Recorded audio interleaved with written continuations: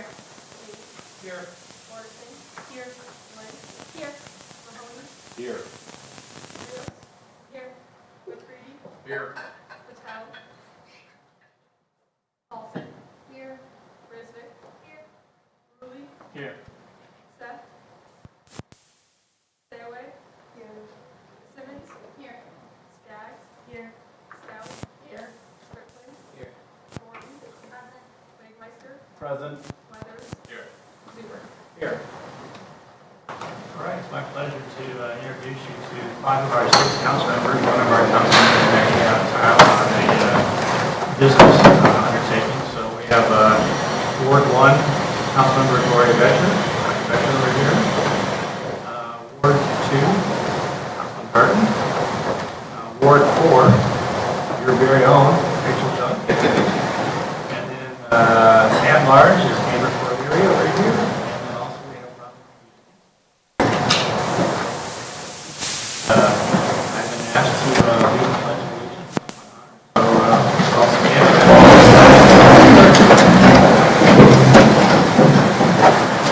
I pledge allegiance to the flag of the United States of America and to the republic for which it stands, one nation, under God, indivisible, with liberty and justice for all.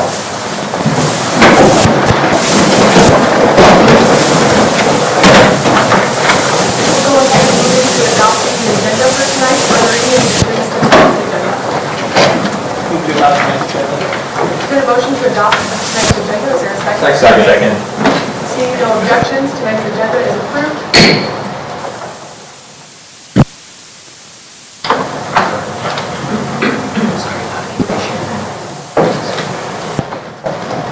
All right, we're excited tonight to have the opportunity to give you some updates, first of all. I also want to hear from you.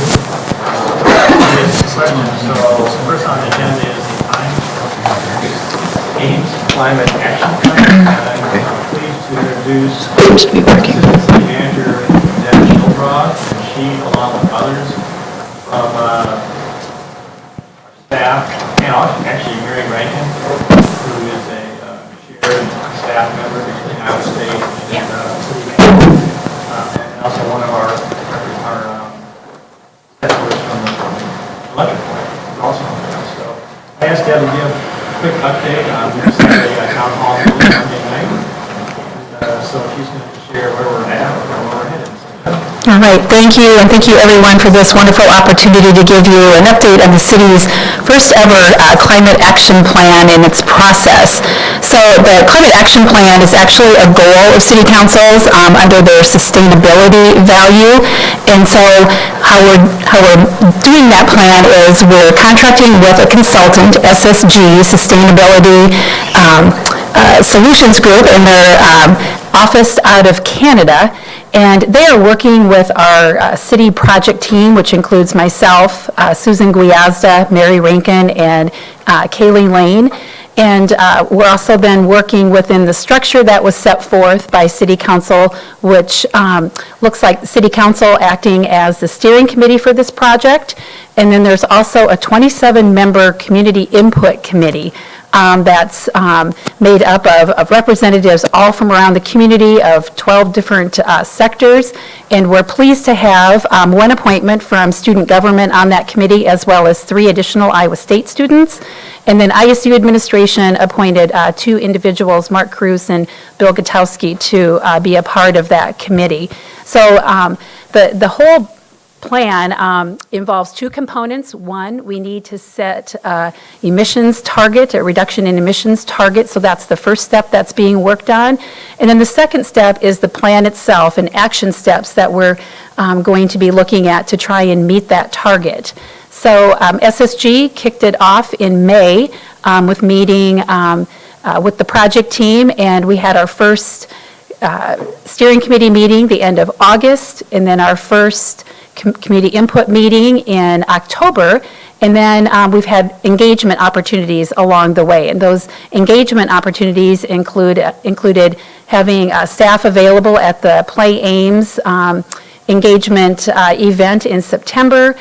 We've participated with the Climate Action Theater Group in a variety of events to get the word out about the Climate Action Plan and its process and to get people involved.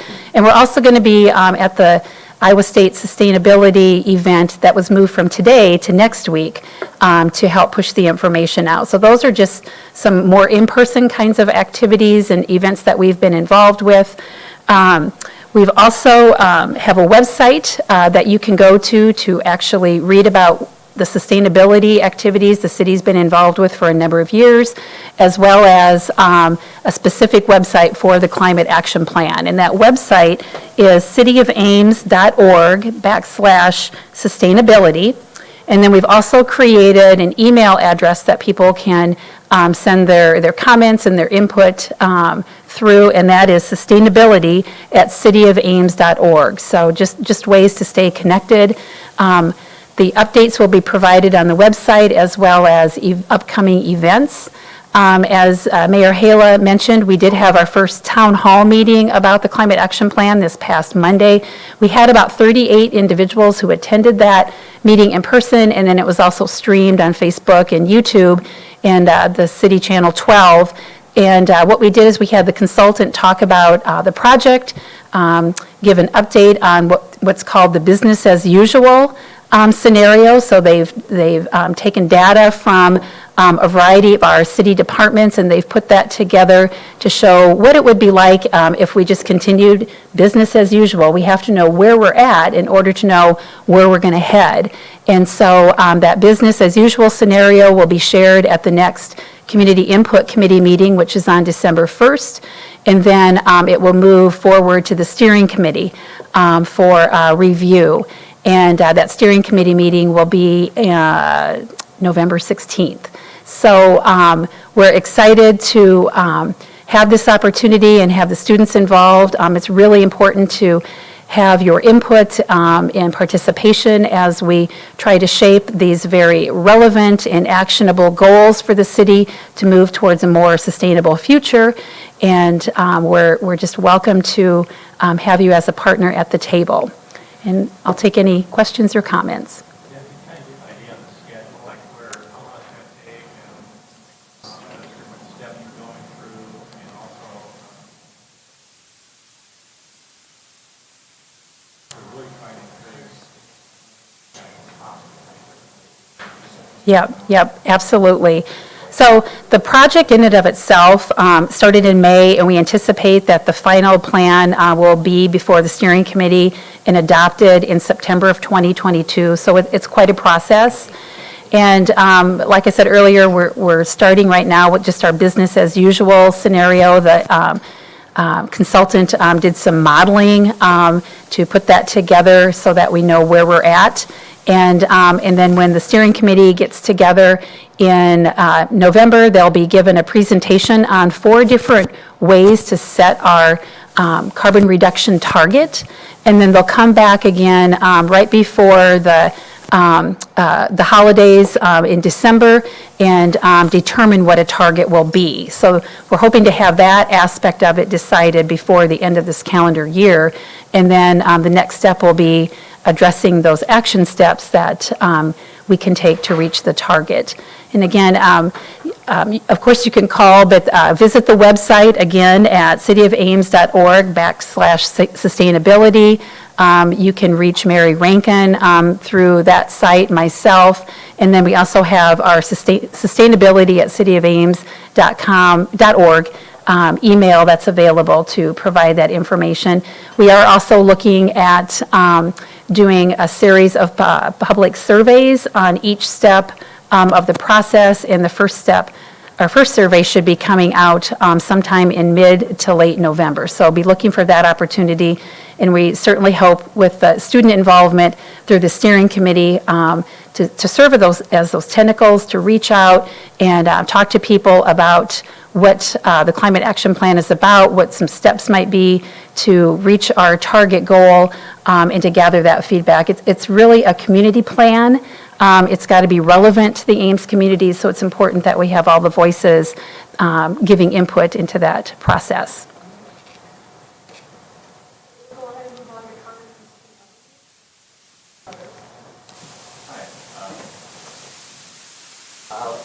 Give us a second, sorry, we're having some issues. I just want to thank everyone for coming in. You just listed that, I want to thank you for taking that.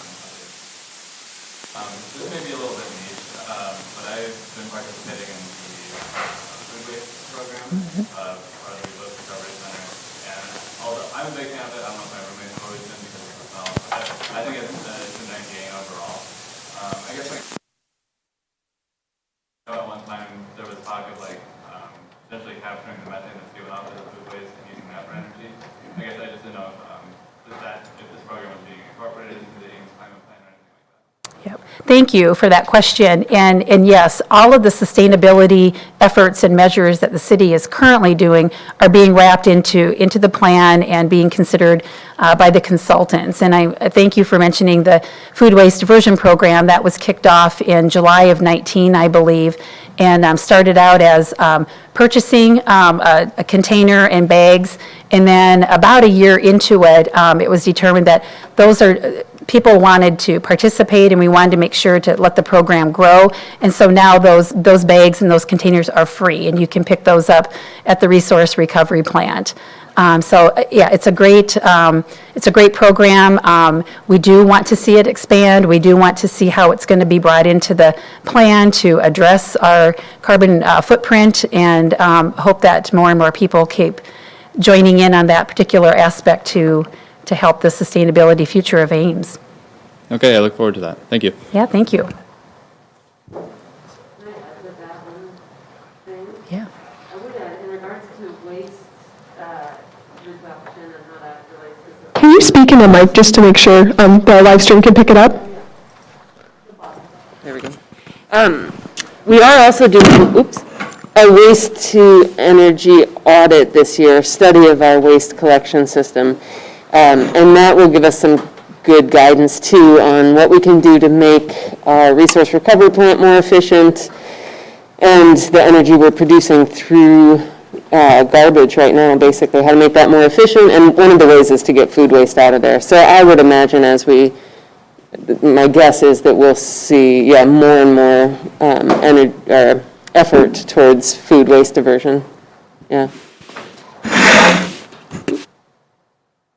Senator Hayes. Hi there. Sort of going off the same lines that Speaker Weathers had just discussed. I know that there's a lot of like food waste that goes into this composting program, but I know that other cities, they have ways to recycle like food soiled like paper products and stuff like that. And a big part of making it more accessible too for like people to compost is to like, I know some cities have been trying to implement like curbside composting. I was wondering if that was something that the city of Ames had been thinking about, is trying to make this like a larger scaled effort so that everybody can participate in it more easily. Mm-hmm. So those are the ideas we need. So at this point in time, it's been mentioned about a curbside composting program. There's no current plan to expand it in that direction, but we want to wrap it into what we're doing with the climate action plan. So some of these things that are already out there and have been out there for a while are glass recycling, the solar farm, all of those kinds of efforts. We do want to see an expansion. We do think they're good things. We want to see more people participating, and how that all gets wrapped into our climate action plan is what we want to work with the consultant and the community on. Awesome, thank you. Yeah, thank you. Senator Risvik. Hi, I just wanted to ask, is there going to be like an equity advisors team, maybe some sort of external steering committee that could ensure that the strategies and the goals that are outlined in the climate action plan aren't going to exacerbate any issues that vulnerable communities have, or that they'll better? Thank you for the question. So one of Council's goals in pursuing the climate action plan was to ensure that we're reaching out to the marginalized communities, because whatever it is that we're doing, whatever actions we're putting together, it's going to impact everybody. We want to make sure to have those voices at the table and those individuals understanding how it will impact. And so that's part of what we're doing through the Community Input Committee, which is one tool. But we have individuals on that committee who are representing faith-based community as well as civic and nonprofit groups. And so the expectation is those representatives will be reaching out to the networks, to the nonprofits, to other individuals in the community to get that input and get that sense of perception from those individuals. Very important to get that. And we're working right now on a series of guiding questions to provide to the community input groups so they have an idea of how they're supposed to be posing these questions and soliciting the input from their respective sectors. So does that help answer your question? All right. Yep, thank you. Senator Claiborne? Hello. Kind of like Speaker Weather said, my concern is kind of niche. So I'm an off-campus senator. So my biggest thing that I see is where I live, they don't do a recycling and a trash. It's kind of just end-all, be-all. And then my main thing that I see is sometimes people leave like perfectly good desks or sometimes just like chairs or couches in the dumpster. So I would like, obviously, I don't know if you guys have anything or if you guys are thinking of some way to possibly like donate that to a thrift store or a refurbished store so they can refurbish it and then give it to someone who needs it. Mm-hmm. So I was just seeing if you guys had any thoughts on that. Yep. Thank you for the question. So recycling, Ames doesn't have curbside recycling like many other communities do. However, anything that's ending up in your trash gets recycled. It gets sorted out at the resource recovery plant. So that's where the recycling happens. So there are magnets within the plant that pull out all the metals and those kinds of things. There are knives that will help chop up the paper and other kinds of substances so that it's all ready to be burned. So that's how a lot of that is taken care of. We do have separate glass recycling. There are big yellow bins that are located at Fairway, at Resource Recovery, at Hy-Vee Gas, just around the community that you can take your glass to and recycle there directly. So those programs are already in place. I encourage everybody to use those. The furniture, that's a pretty unique situation for a university community. We do have a Rummage Rampage that's held in the summertime. So that is towards the end of August when most of the leases are due and people are needing to move out. So our hope is instead of putting good usable furniture at the curb or by the bin, that it's donated to Rummage Rampage.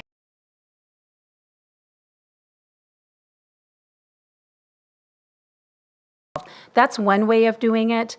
There's also a couple of thrift stores here in Ames. There's Overflow and then Salvation Army store and Goodwill. So I would encourage people to use those outlets as well.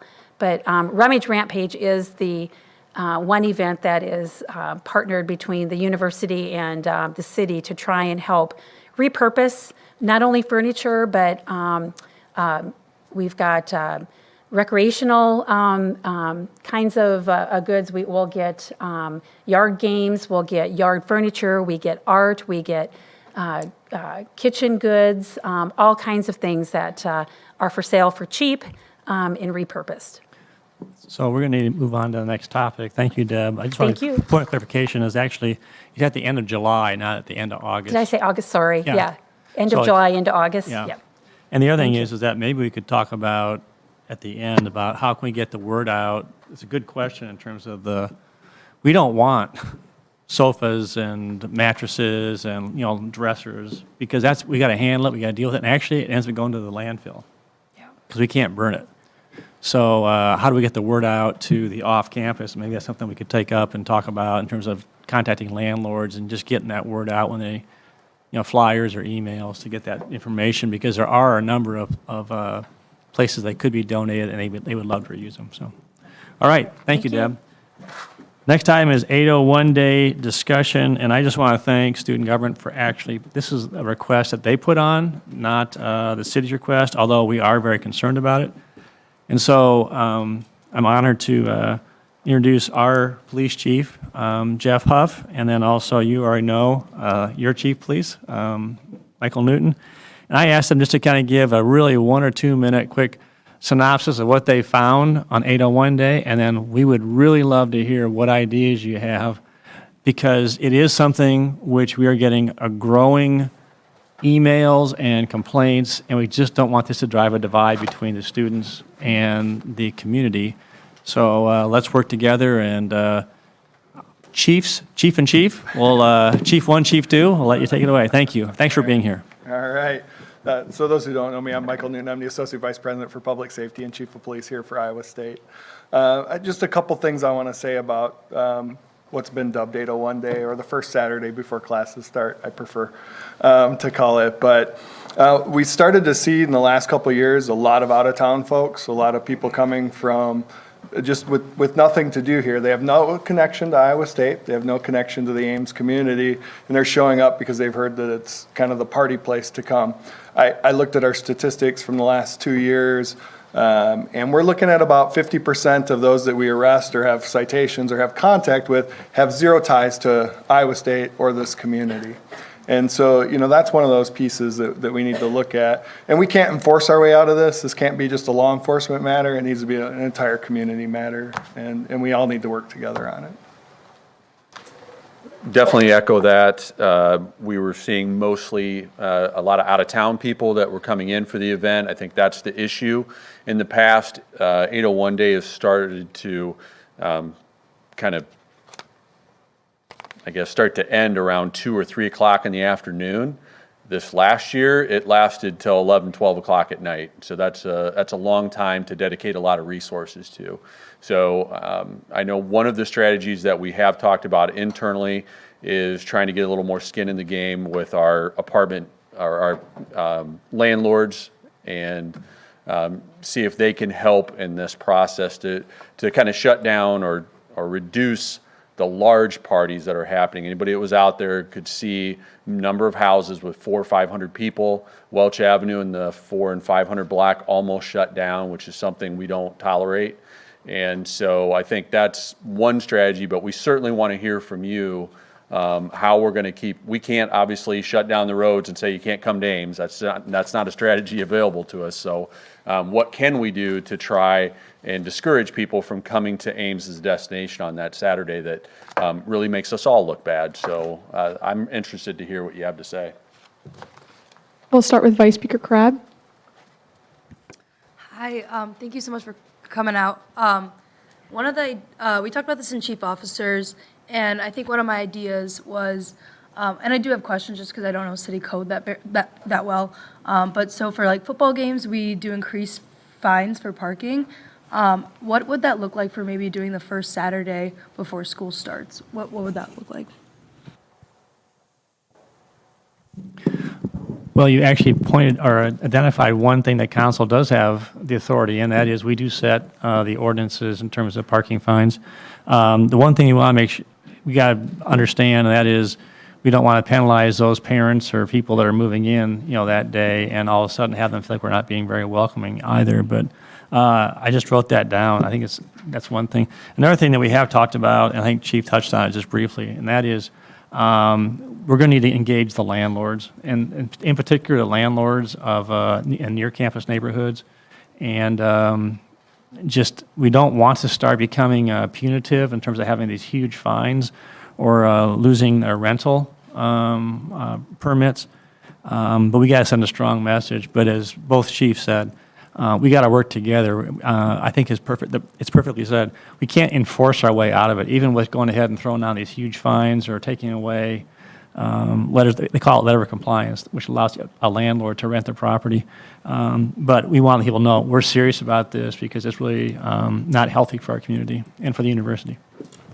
We're pretty sure that, hopefully this is working, we're pretty sure that a lot of what happened violated leases that are already in existence. I don't think most landlords have in their lease it's okay to have 400 of your closest friends. So we believe that is, we just need to get the landlords and those folks to be a little bit more active in enforcing some of the rules that they already have in their leases, so we can cut down on the really large parties. Those are really what make us both nervous, is when you have a party of 400 or 500 people and it gets to the point where we have to shut that down, which we don't like to do. They're not just going home, they're going to the next party, which becomes 1,000 people. And so that's what makes us nervous about these things. So there's a balancing act that we play to make sure that things don't get out of hand. We don't get to the point where we have a much worse incident. Yeah, one of the things also, I think we need to educate the students who are renting properties in the area, because what they're doing is they're allowing people who come from out of town, who they have no idea who they are, to come into their house, to come into their parties, which then sometimes are the issues that both of us are going and dealing with. I do want to comment on that. I lived on Welch Ave in an apartment, and last year during COVID-19, there were large parties as well on 801 Day, and I know that some of my friends did end up calling law enforcement. Do you communicate with the landlords at all, or what? Yeah. So short answer is yes. One of our community resource officer actually sends out calls for service to a list of property owners, landlords, just to let them know what's going on in their property. If we have nuisance party issues, like we issue a citation, the landlord or property owner gets a letter from us so that they know that there was a citation issued. And we can actually cite the property owner or landlord after a couple of those events. We usually don't get to that point. Usually the first or second one will get the landlords more involved and kind of cut down on that activity.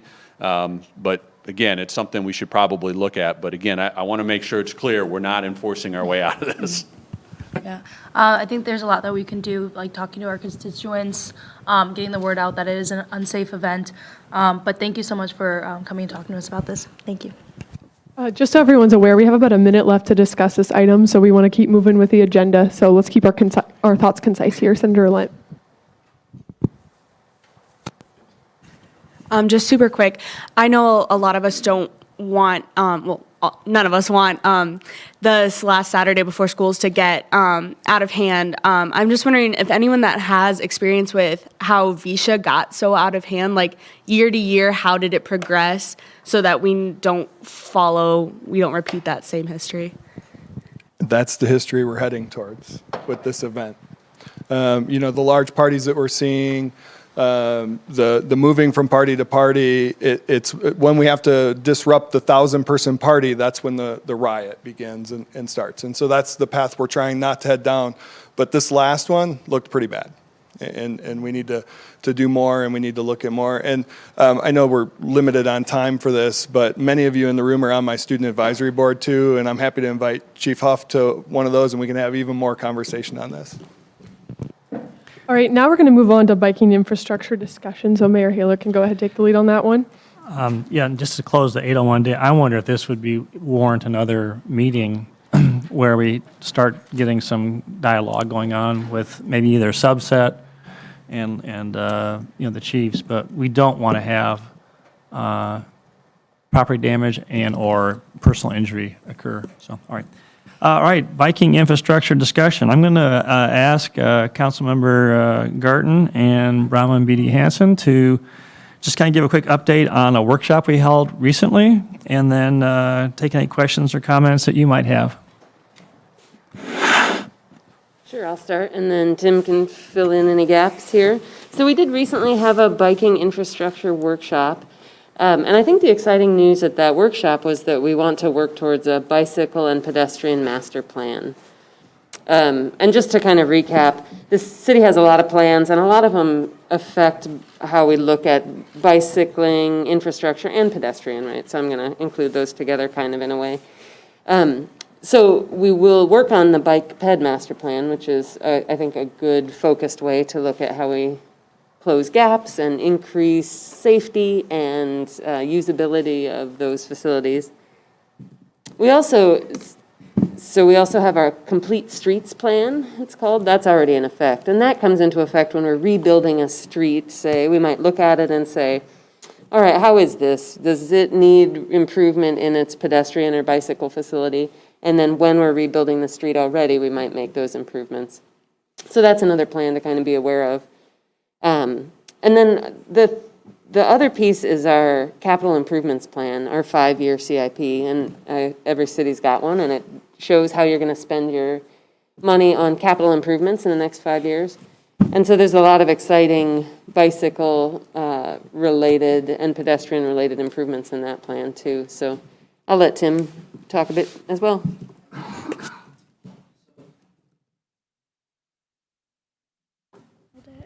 Okay, great. So great foundation there, Bronwyn. I would only add to this, we were so excited to see the largest turnout for an event. I mean, oftentimes we invite public input and it's crickets, right? I don't know what it is, but we invited the community to come talk with us, and they did. And so we had a wonderful turnout for this event. I think it expressed the interest of the community. When we think about bike trails, we do not think of them as simply a recreational amenity. It is a vital part of our community's transportation system. There are people in this room who don't have a car. Maybe even by choice, you've made an intentional decision you're going to get around on 2 wheels or by bus. And we want to make that easy for you. We want to make it safe for you. And we want to have a bike system in our community that's comprehensive, that is connected. And we know that we've got gaps in our trail. And so we're trying to be wise as we marshal our resources to connect those dots. If this is something you have an interest in, we would love to hear from you. And so you can email a suggestion to the City Council now, or you can sit tight and wait for the bicycle master plan process to take effect, because we're going to be working closely with Iowa State on that. Thanks.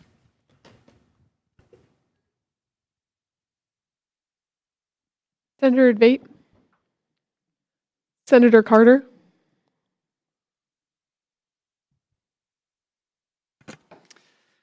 Yeah, I was just curious because we spent a while talking about the climate action plan. I was just wondering if there's been any discussions between the two, biking infrastructure and climate action, because it seems like there's a lot of opportunities for collaboration there.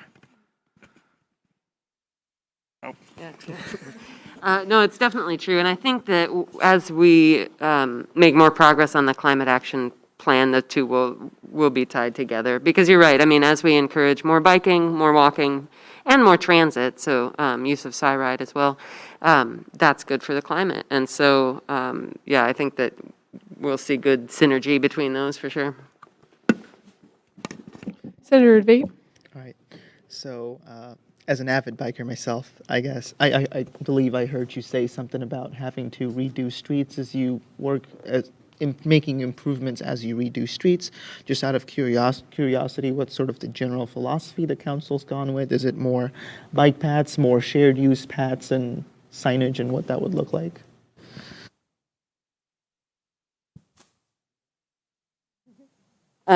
Good question. So it kind of depends on the street. The complete streets plan is the document that guides us in those decisions. And the complete streets plan defines different kinds of roads. So like you have a neighborhood street, or you have a boulevard, or you have, and you can imagine different streets and names that fit each one of those general categories. And so when you're redoing, Welch Ave would be a good example of one where we used the complete streets plan to look at how we were going to redo Welch Ave, and we added bike lanes, took out the parking on that first block.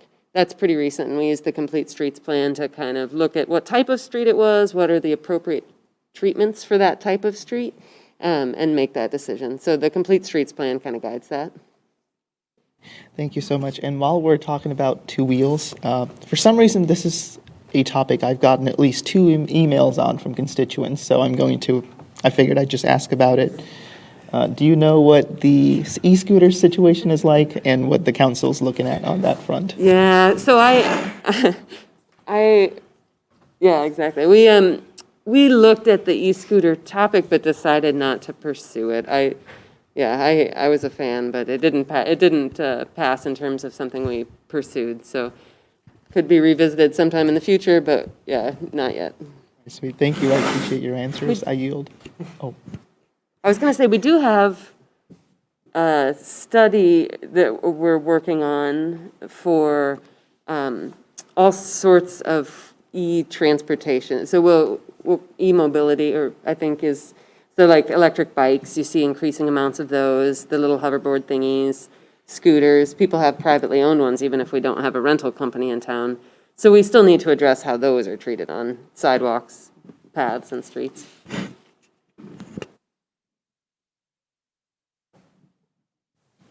Senator Risvik?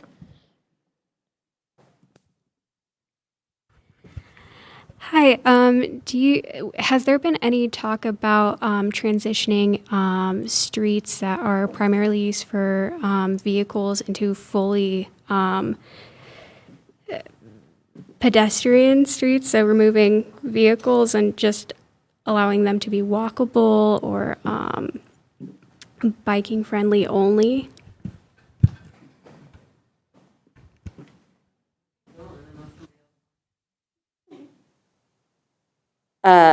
We haven't really considered that much. I think that's still going to be a hard sell for certain parts of the community. There may be streets that are more suited to that. Yeah, we thought, Welch Ave was one where that idea has been bounced around about Welch Ave, but there are reasons that we can't in terms of we've guaranteed access for trucks in ways that wouldn't allow that to happen. So no is the short answer. All right, one last thought from Senator Mahoney.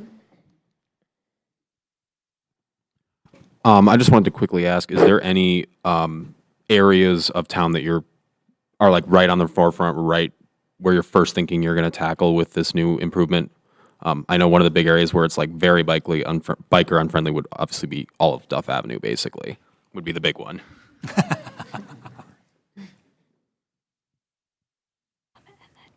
So are there any other questions? Yeah. Any other questions? No? Okay. So if you could figure that out, we have a big reward for you. So South Duff is very dangerous. I cycle there at my own peril. It is not safe. Yeah, I mean, it's just, and that was designed, we weren't thinking about bike safety. I mean, this is a good lesson in planning. And so, I'm not trying to be difficult, but there were prior city councils for whom this was not a priority. And we're now trying to work with existing road infrastructures. And so it's really impossible to add much in the way of bike infrastructure because of the way in which those buildings are built so close to Duff. So it would require us to use eminent domain and take out significant buildings. And I just don't think we have the will for it. Now, there are some real pluses. The South Grand Avenue extension is our ribbon cuttings on Friday. Hip, hip, hooray. And so we're going to try to create some opportunities for people who are trying to navigate north-south. The bike trails on that South Grand extension, not that I've been on it, but I had a friend who was on it, and it's amazing, beautiful. And so that's going to offer some real opportunities. So sorry about South Duff. Lincoln Way is also a real thorn in our flesh. We would love to see Lincoln Way safer. It's a major east-west corridor. We'd love to see improved bike. So as we work on our roads, those are opportunities to apply the Complete Streets program to reimagine what that road would be like. Thanks for the question. All right, so we move on to open discussion, and I'm going to open up just a couple of quick comments, and then I'm going to let Gloria and Rachel and I think we have one more under biking infrastructure, and that'd be mental health. I maybe have a more updated agenda here. sure, I get the one that's not updated. Let's talk about mental health. This is a personal passion of mine. This has been we know that COVID exacerbated it, but it is a major issue. And it's not just on campus here. It's K-12, and it's off campus. And we have a mental health advocate on staff that I think is 3/4 time. And she is busy full-time, and what she does is she helps deal with mental health issues, situations that arise. And so back in April, Chief Huff, she and I were talking just about what she saw as being, and unfortunately it's come to fruition, the tsunami of mental health issues this fall. And it's happening a lot on K-12, and I think it's happening here on campus too. So what we did was we actually convened a mental health forum in May. It was mine. I initiated that because I wanted to get we want to remove the stigma. We got to start talking about this more and in the open. So we had a special speaker. We had 9 resource providers come and talk. And it was a terrible night. It was just raining cats and dogs, and it was only had about a few weeks to kind of get the publication out. But anyway, we announced at that time we were going to have mental health first aid training provided. And actually the council, they committed $5,000 to help pay for materials. And normally it costs $250 a person to go through it, and it was free to anybody in the community. And so we held one in June, which is a full day training, one in July, which is 2 nights, 4 hours in a row.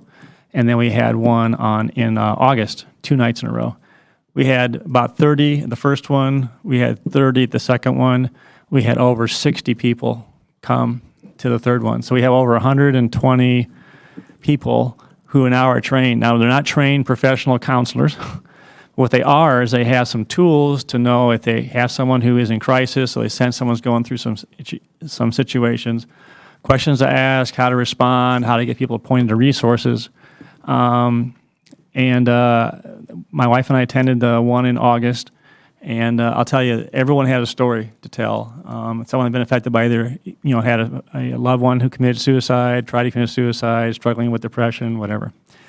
So with that said, then we had the mental health expo in September. Kevin Hines, who survived trying to commit suicide by jumping off the Golden Gate Bridge, he was a speaker, done virtually. And then we had also mental health. It was kind of unique, a mental health virtual forum, what do you call them, open house.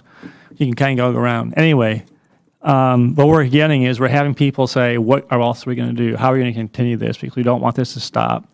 I just got an email today that they're starting to do this at the hospital, and they're just clamoring for it. So I think we're going to see more and more. One is looking at offering more mental health first aid. And actually, it's a partnership between the city of Ames and Iowa State University, because they also have a trained mental health professional, or I'm not sure exactly what the term is, but who help team teach that.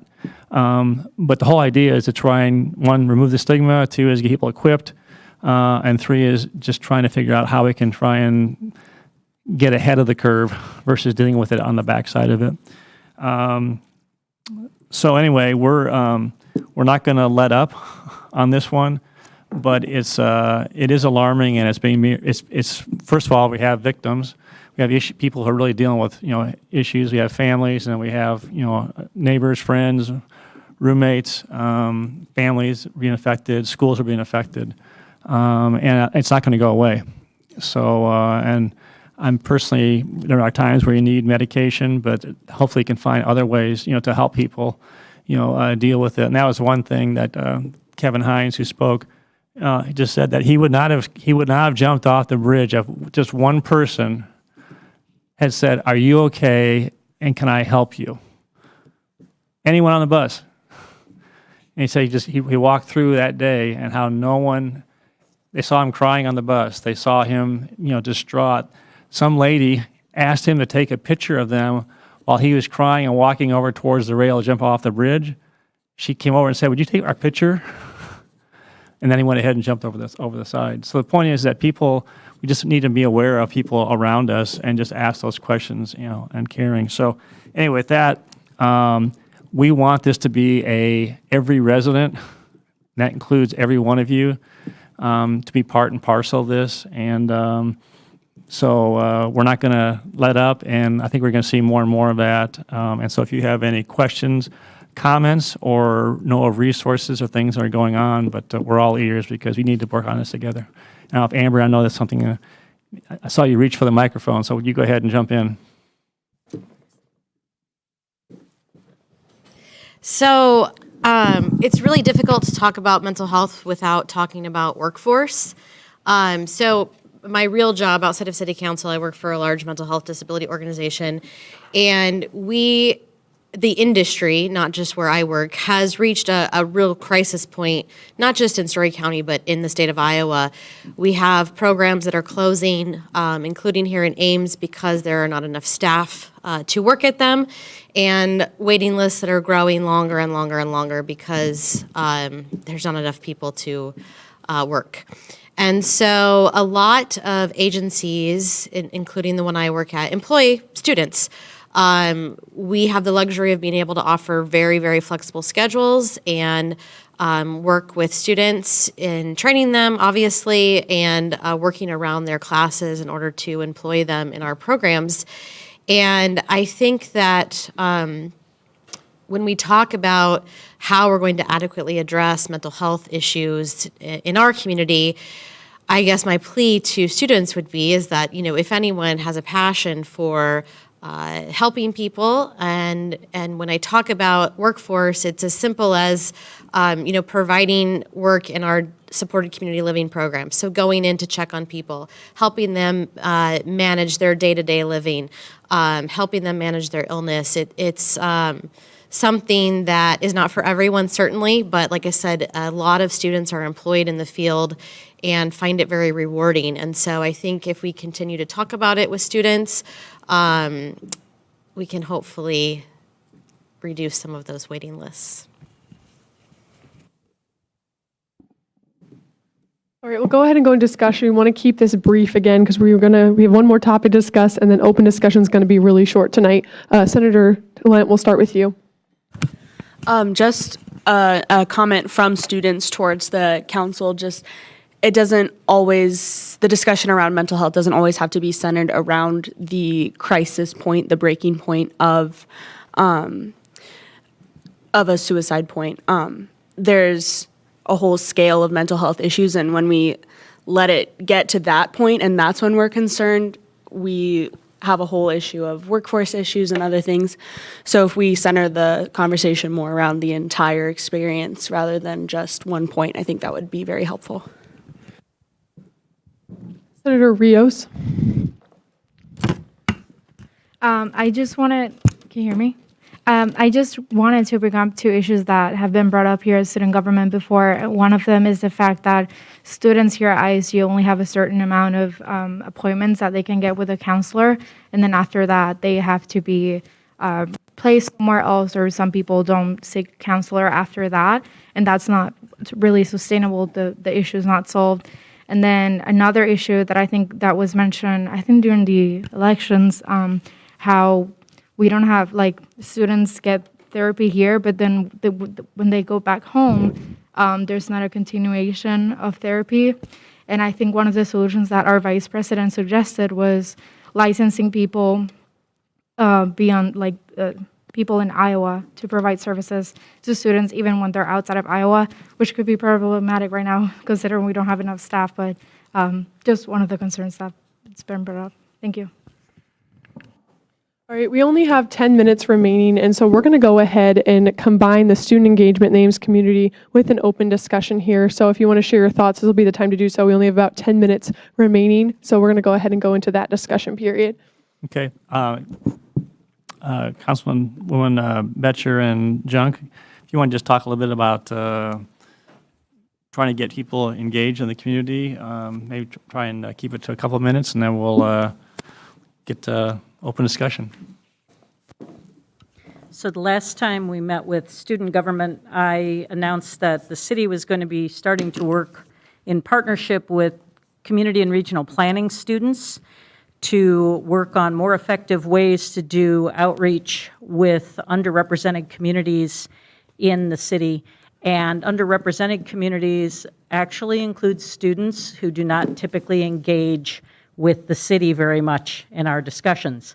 So over the course of this year, the city manager, Steve Shanker, and I have been working with Professor Alenka Poplin in community and regional planning and a team of her students, and we put on the first Play Ames Imagine Your City Engagement Fest about a month ago. and some of you attended. And we're going to be getting a report on that on November 9th, but we're hoping to continue finding more ways to creatively engage people in what the city is doing. And that means not just having us disperse information, but to have people bringing us information and giving us their ideas. So stay tuned. We're going to keep working on that, and I hope that we'll have some productive avenues for community engagement coming up in the future. So Gloria talked a little bit about what we're doing to try to improve engagement, but after this, I'd love to hear some more ideas about how we can do better than what we're already doing. So I just want to talk about some of the ways that students can find out what the City Council and the city is doing. The city website is great for about anything you need to search. If you have a problem with different things in the city, the Ames on the Go app is a really good resource to report those issues and get things like crossing signals fixed, or if there's a path that needs maintained that's really rough for your bike, you can report it on the app as well. We also have a multitude of city social medias: Facebook, Twitter, Instagram, Snapchat, pretty much any social media you can think of. The city has a social media, as well as different divisions like Parks and Rec and Ames Water, different things like that. And then to follow council news, Iowa State Daily and Ames Tribune both do a great job of reporting on our news. There are a couple of council members that run an email newsletter breaking down some of the important topics every week. I try to post a recap of the 5 most important things we talked about, in my opinion, at each council meeting after the meeting, so people can try to stay informed, and that's on all social medias as well. But would love to hear any open ideas about ways that we can continue to reach out to students, and especially through your constituency populations, and get input on the really important decisions that we're making at a city level. Speaker Weathers. Yeah, there's a lot of good thoughts on the floor right now, so I just wanted to make a motion to extend debate by 10 minutes. Been moved and seconded to extend debate by 10 minutes. Is there any discussion? We're going to go ahead and go to a vote on this, if that's okay. Unanimous consent has been called for. Is there a second? Seeing no objection, we're going to extend debate by 10 minutes. Senator Hayes. Hi, yes. I just recently reached out to ex officio Trevor Poundstone about some of my ideas, but thought I'd bring them up. As we're talking about news resources, it seems like as Iowa State student government, just like how the school provides New York Times and Wall Street Journal subscriptions, maybe providing a local subscription to the Ames Tribune would be something to keep the students involved and educated on their local politics and happenings. Just seems like a good idea. Just like I've brought up to Trevor before, I also had an idea for like a mentorship program for like community members and students, where like, there's a lot of like people that own like local businesses, or people that like are interested in like, their own personal faiths, or like people that are interested in biking, and maybe there could be a meeting point so that students who are interested in that could find community members who have been involved in those activities for a long time, or maybe you're just looking for somebody with a different world perspective who has a couple, maybe extra years in their life to provide them with a little bit of mentorship and back and forth conversation between students and community members. I'd like to see something like that set up. And then the last thing I was talking to Trevor about earlier today was if the city of Ames ever puts on events. I know that we have I went to the Play Ames event. That was a great event that we put on this year. But if as more and more things are done, it'd be cool if the city could provide maybe internship opportunities, to help plan those events, or just I don't know. Just something like that, so that it's more accredited, because I feel like that's something that students look for a lot, is something to put on the resume too. So it'd be interesting to see, or volunteering opportunities even. So if there were events and students could volunteer, it'd be a good way to get community members and students connected, just by planning on working through those events and seeing them to their fruition. Vice Speaker Crabb. I have a little bit more narrow ideas than Dan, but something specific. I gave tours on campus freshman through sophomore year, and we essentially talk to almost every student that's going to come in to Iowa State, and a lot of the questions that I got were regarding the city of Ames, where they can hike, where they can, where the malls are and everything, or just kind of what's going on within the city of Ames. And we also do like a little portion about what Ames has to offer. I think something that'd be very good is talking to STARS, it's student admissions representatives, maybe going to their meeting, talking about all the initiatives, talking about the climate action plan that's happening, since we do reach a good majority of families and students that are going to come into Iowa State. Well, while several of senators over the past few years have come and talked to me about, how can we get more, festivals, for example, or other things that would be integrating, different cultures, into the community. And the other thing we had talked about was people a lot of times don't know about like I said, what's going on in the community. I kind of floated the idea and talked to SciRide, and they're interested in at least talking about it. I can't commit we're going to do it, but like at the beginning of the year, is having a bus tour using SciRide, and what you do is you start in Campus Town and then go to downtown, and then go from downtown up by Mary Greeley Medical Center, then go to the mall, then then drive by Ada Hayden, and then drive by other places, Somerset, and then you can get off and then try and partner with merchants. They get some promotions going on that they can kind of come in and get some sales or prizes, whatever. But since SciRide's already, running some routes, and it'd just be a one-time, a one week, like a Saturday for sake of discussion. But I don't know what you think of that idea, but the whole idea is, because there is so much that Ames has to offer. I know that Iowa State offers a lot too. But we have 38 parks, for example, and we got Frisbee golf, we got Homewood Golf Course, we have all these different resources that are available. We'd love to have you come and join, and we're honestly richer and better for students being engaged and coming out and being part of our community. So we don't want you just to be here, be a host for 4 years. We want you to be part and parcel of our community. So I got that on my list of things to be talking about, and maybe we can try and get together and make that work. Maybe discuss it even at our spring get-together too. Senator Carter. This is open discussion also, right? Okay. One of the issues that I often hear from my constituents and other grad students especially are concerns about the gap between leases that a lot of students experience. I was just wondering what sorts of discussions have been had by City Council, and what sorts of things might possibly be done to help, if not prevent, at least mitigate a lot of the issues that come with the gaps between leases that a lot of students experience. Well, this is the fourth year in a row that issue's been brought up, and I'll share with you the answer. And the point is, as hard as it is to understand that we view the lease that are entered into between a student and a landlord, so a private property owner, and so we really can't get in there and start delegating by ordinance or by some kind of code that you have to do this. In fact, I was just in Coralville here about a month ago and talking to them. Some of them have between 2 and 3 week lease gaps essentially. So they're big, and they want to go in and repaint. They want to clean. They want to get it ready to go. We understand it is an issue. I think that there was some work done on campus by some task force. I think they were talking about that. I think someone was trying to provide. I think maybe at the Hansen Center, you can go ahead and store your items out there.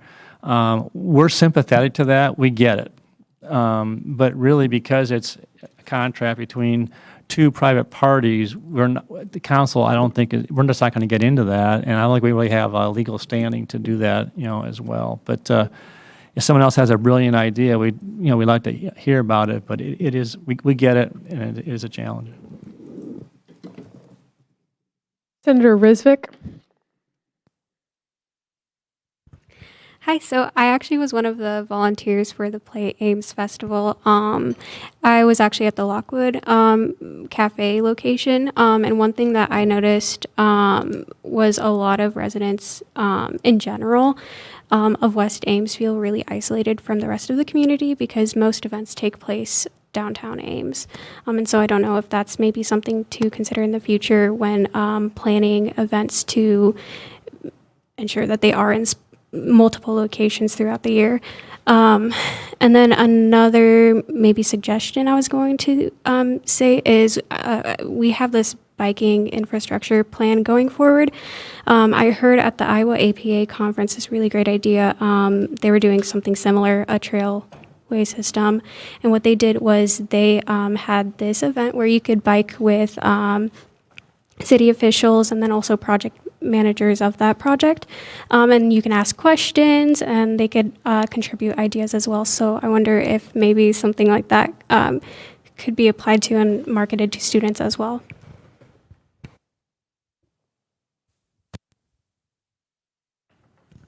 Could I just respond to that, the last bit of that? We do have a mayor and council's bike ride every year, but it's in May, which isn't optimal for student participation, and it's not usually project-focused. So I like that idea of providing an opportunity to have that conversation about things that are going on in the city while you're riding around the city. It's sort of what we do at our National League of Cities conference on an annual basis. Those people who ride, not me, but Bronwyn especially, and Tim. So it is a really good idea for getting out on the spot.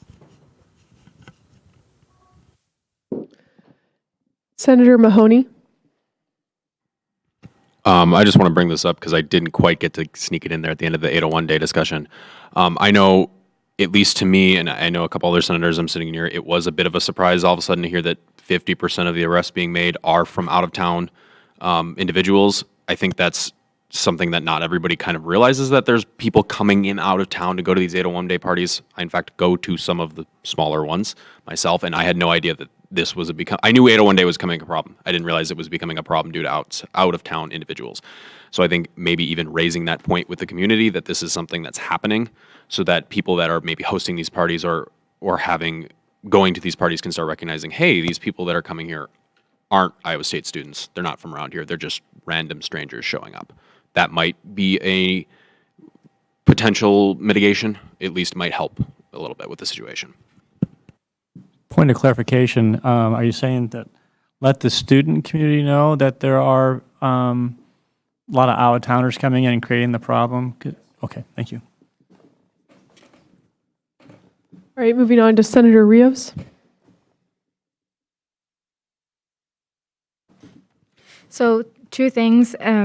With the gap between leases, I think one thing at least that's very critical, it's like what are we going to do with our stuff, not so much like where are we going to stay. So maybe looking at it to the point of storage and how can we help students have somewhere safe to put their stuff.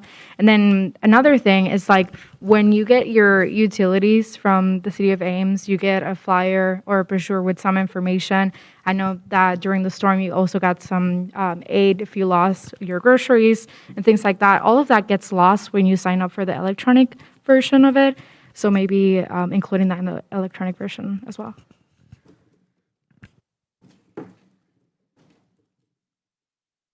Senator Skaggs.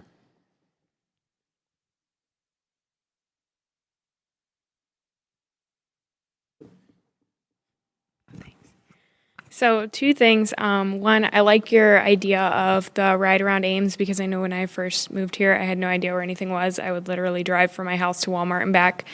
And I'm still learning about all the parks that there are to offer.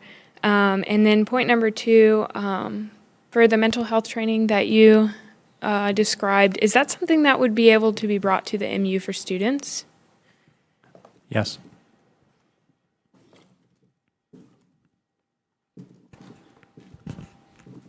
Right, Senator Strickland. I know we're probably short on time, so I'll be brief.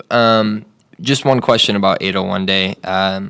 Would you guys say that the issue here is public safety? I'm sure it's probably a mixture of everything, but would you say it's more of public image, public safety, or is the main issue on people coming to town and then all of a sudden it becomes an event that gets out of control? Or is it, I suppose, almost like an environment or a culture thing that needs to be fixed? I don't know if it's probably an impossible question to answer, but. Well, I think the answer is actually yes to all of those. I think one is it's a safety issue, and that's what we don't want to have another recurrence of VISHA where that caused the shutdown, the cancellation. Two is image, and council is not concerned about it because, we're going to get a bad name. But it is public safety, it's property damage and disruption of quality of life, parking, for all the neighbors, around that area. We don't want anyone to get, hurt. It's all those. It's a complex, everything, as you probably know as senators, no issue is simple. Everything is complex and there's lots of pieces that go into it. But we want people to enjoy and celebrate the start of school. That's not it. We don't want to be, kiboshing that. It's getting out of hand, and that's what I heard Chief Newton say is that we are, and it kind of sends a chill down my back. We just don't. I don't think you want this. We don't want to go down that path again, and so I wrote down that I think we need to get either a task force or something. And I'm willing to get that going and get some conversation and get off-campus students involved, get administration. I think we want to work together, but we got to get this nut cracked before 8/01/2022.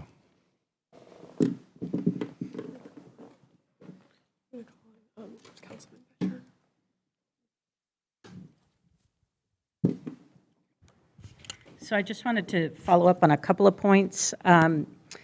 The Ames Convention and Visitors Bureau is actually working on developing an app that can interface or complement, I'm not sure exactly which, the apps that you're using now. So the My State app idea and contributing to the amount of information that's available, especially for new students and their parents when they come to town and they're trying to figure out where things are and how to get around.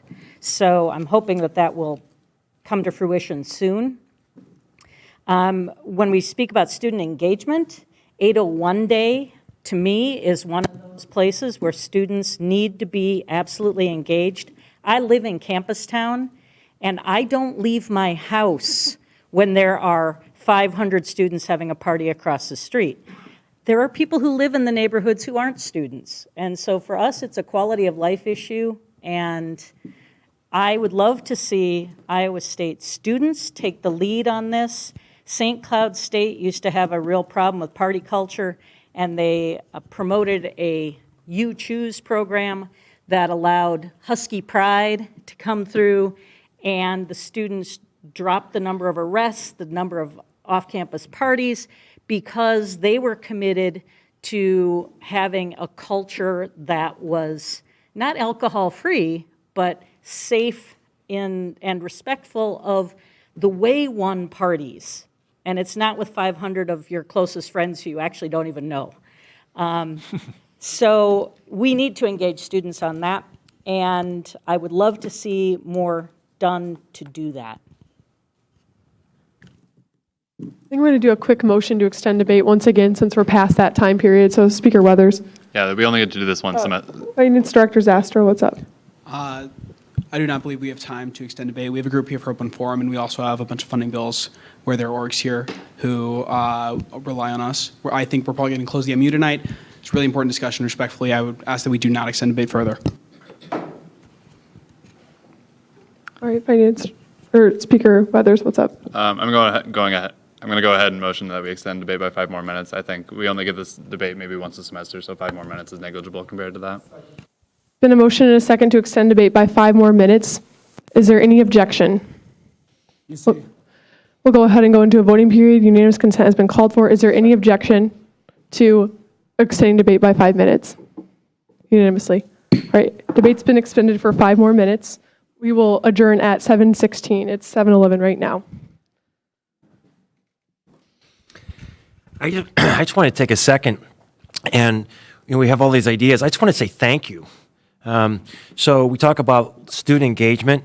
One of the ways that students are making a difference in our community is they're volunteering in our schools, the Raising Readers program, various mentoring and tutoring programs. Iowa State students, I mean, this wouldn't be happening if it wasn't for Iowa State students. I hope you realize that, and we do. And so there are lots of other ways that students are participating, giving back, but I guess I want to make sure we say thank you at some point tonight. You guys are doing some tremendous work in the community. All right, we're going to go ahead and go into closing comments. We'll begin with President Campbell and then ex officio Poundstone and finish with Mayor Hala. Good evening, everyone. My name is Julia Campbell. I'm serving as this year's student government president. I want to say thank you. Thank you for showing up tonight. Thank you for your participation in the discussion. We so appreciate your time and energy on a Wednesday night here in this room. With that being said, to the city council members in attendance and Police Chief Huff and everyone here who is not here on a typical Wednesday night, thank you for allowing us to learn from you. Thank you for being mentors and allowing us what respectful, productive debate looks like. We appreciate the conversation. And to the ideas expressed tonight, I think we have lots of tangible action items to move forward with. And with that, my last comment is that we look forward to continuing a collaborative relationship and participating in the events with the City of Ames and having a synergy or synergetic relationship between Iowa State and the City of Ames. Thank you. I just want to say a few quick things. So thank you everyone for coming out. I think it was a really productive meeting. Following this, I will send out information that was discussed as well as some of the different emails that were brought up tonight. So yeah, thanks everyone. And I would echo what Councilman Garten said. We just thank you. First of all, thank you for choosing Iowa State to come to school.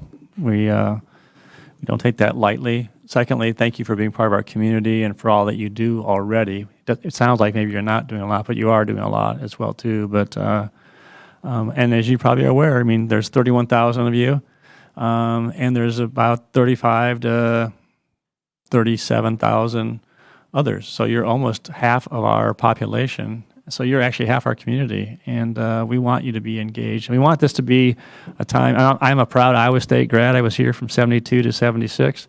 There's nothing like being in your alma mater home, you know, and actually never in my wildest dreams thought I'd be mayor of the community, of the city where I went to, Iowa State. But we're here to listen. We're here to serve like you. You're serving your constituents. We're here to serve. Yeah, we have to lead, but we also are here to serve. So we want to hear from you. Please, Trevor's doing a great job on city council as ex officio. Sometimes I wish he would talk a little more, but the point is, I'll ask him some, right? I'll call on him and say, okay, what do you think? But you know, he's a great conduit pipeline as well too. But our email addresses are very easy to access. Just go on the City of Ames website, just find mayor and council. You can just link, you send one to everybody or to us individually. But thank you for your time, and thank you to the leadership for inviting us. We really value this time, and maybe there's more opportunities, you know, going forward instead of just being, you know, once a semester. But I just do think that we want to work together, because I think together we're going to make Ames even a better community than what it is. So thank you very much. And with that, I'll take a motion for the city council portion of the meeting to adjourn. All right, we are adjourned at city council. Is there a motion to adjourn for student government? Is there a second? Seeing no objection, this meeting is adjourned. We will reconvene at 7:20. We have 5 minutes. Hey, thanks so much.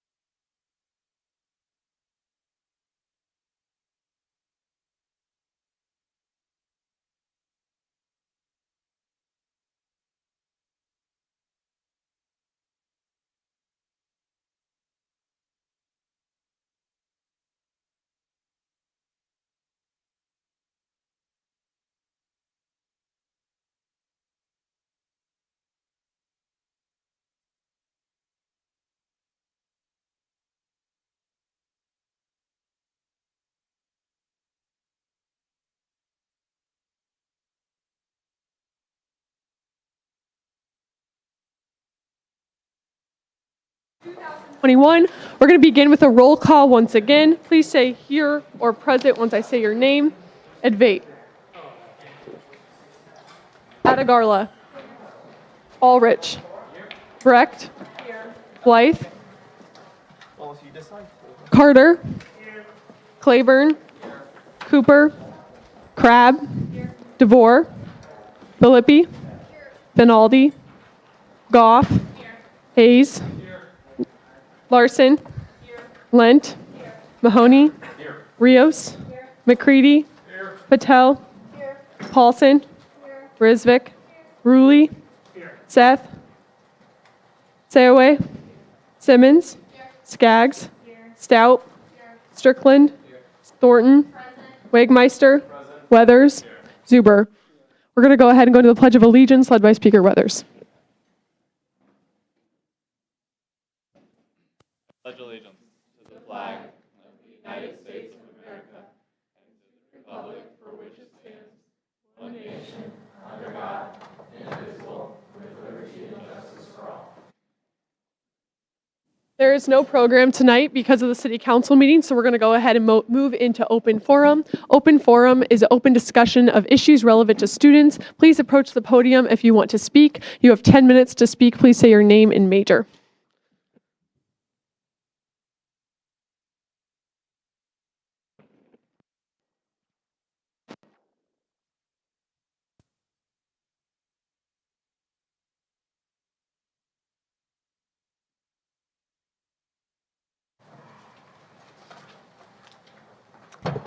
Hello, is this how it works? Hello, my name is Hector Arbuckle, and I am a senior studying biology, and I'm here with the ISU Climate Reality Campus Corps. And we would like to bring to your attention something that is happening at Iowa State University that we believe is very detrimental to our students and to the planet.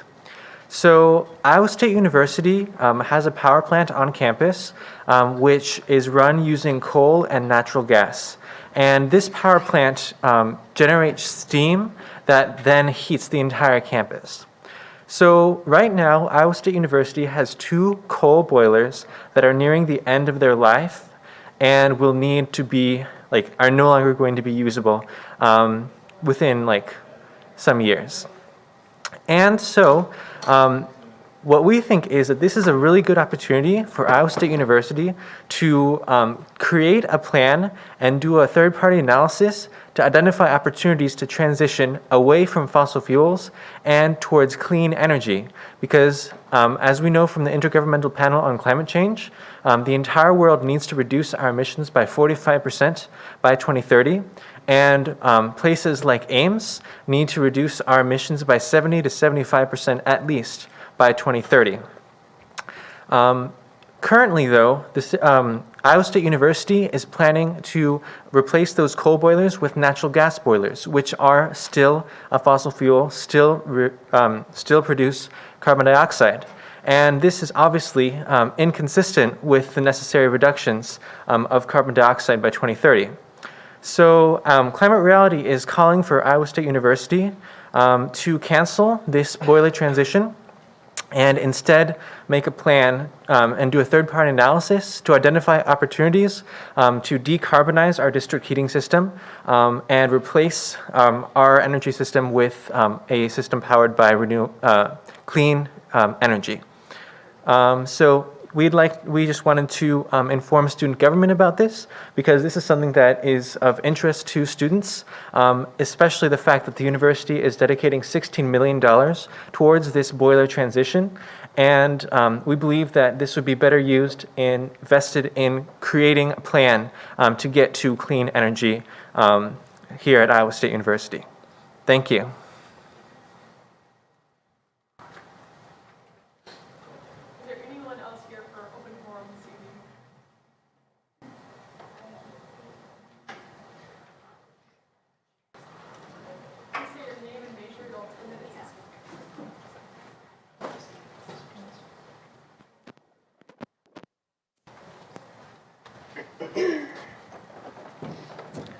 Hi, I'm Cheyenne Maness, and I am a junior in mechanical engineering.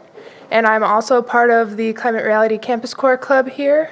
I'm the president, and so I just wanted to give a little bit of information of why we really believe that this boiler transition is definitely not the way for the university to be investing our tuition money in and investing their funds in.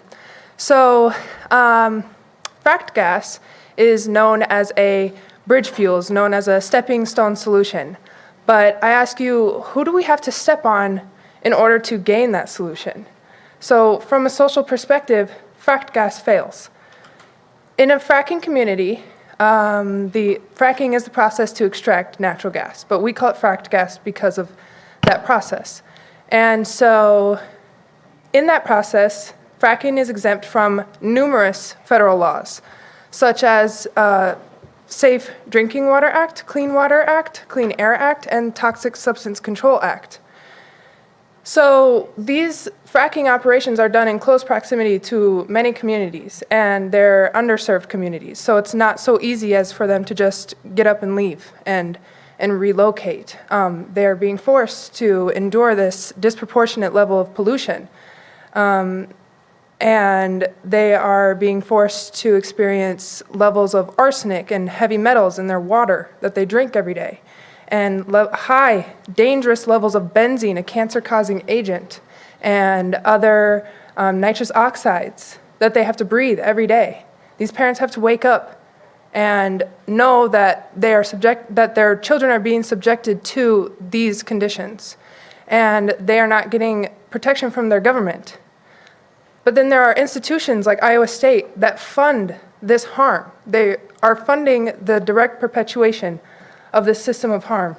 And by doing that, they are therefore perpetuating that system of harm. In our code of conduct and stuff, we cannot say that we care about diversity and that we care about uplifting students and communities of color if we say that and then behind closed doors we fund the injustices that they experience. So socially, fracked gas fails. Economically, fracked gas fails. It is an extremely volatile commodity, and that's because it's dependent on the extraction rate. So when there's not enough being extracted, the supply goes down, and obviously the demand is still the same, so the price goes skyrocketed. The same thing is true with the pipeline. It's dependent on our pipeline. So when the pipeline gets congested, same thing. They're not able to supply the demand, the price skyrockets. So that was very true for the events in February, the polar vortex. Iowa State experienced that. The natural gas prices are about $2.50, $3-ish on a good day. And during the polar vortex, the prices shot up by 50x and stayed at those inflated prices for several days, as we were told by personnel in the utilities department. So to combat this, Iowa State switched to their coal boilers so that they would not have to use natural gas. But if they transition their boilers to be completely dependent on natural gas, they will not have this fail-safe option. They will be required to buy natural gas at the inflated prices. And they do hedge some of those funds, but they still have to buy about 40% to 50% on the daily market. So they are still at risk to these high volatile prices. Also, it's projected to become a stranded asset by a plethora of sources like the World Resources Institute and the Wall Street Journal. This just means that it will not survive for the amount of time that it is projected to be able to supply energy. So it will fail before the end of its lifespan. So we're making a decision to invest in infrastructure that we know is not going to last for its lifespan. That's not a good investment from any perspective. It doesn't matter if you're investing in fracked gas or any other resource. If you know it's going to fail, that's a poor investment. So fracked gas fails. Whereas renewables, for example, that's just one of the options for clean energy, actually features a possibility for payback on initial investment. And that's just because renewables constantly produce the electricity, and it's more than what we can use in most cases, so then we can just sell it back to the grid, and you make a return on your investment. So within about 20 years, that investment can be completely paid off. That is not ever the case for fossil fuels. There's no return on investment, and there's no possibility for a return on investment. You're constantly pumping money into this asset. So also from an environmental perspective, obviously it's not a good option compared to clean energy, but why is because fracked gas is called methane, actually. And so when it is leaked as pure methane, and this happens during the extraction process, the drilling process, and the transportation process, when that occurs, it is 25 times more potent of a greenhouse gas than carbon dioxide is. So there's that. And then when we burn it in a power plant, it burns as carbon dioxide. So we're emitting as well. So right now our power plant emits about 300,000 tons of carbon dioxide every single year. And the university's current plan is to stay polluting by transitioning their boilers to stay dependent on fracked gas. They are effectively committing us, the tuition-paying students, and themselves, the institution, to contributing to the climate crisis and to polluting for another 30, 40 years, assuming that the fracked gas infrastructure would be usable for that time. And as I stated, it won't be. So that is why we're saying it's not time to step backwards and to look to the past for old Band-Aid solutions. It's time to step forward and to invest in our future and to uplift our community. We come to Iowa State to innovate. That's what we do here. We're a school of science and technology, and we should be at the forefront of this push. So that's what we're asking of the university, and that's what we're asking of you guys. So thank you for your time. Is there anyone else here for open forum this evening? All right, seeing none, we'll go ahead and move on to adopting tonight's agenda. Are there any additions to tonight's agenda? Senator Woodward. I move to add. Funding Photo Club and funding disc golf to the bottom of external matters.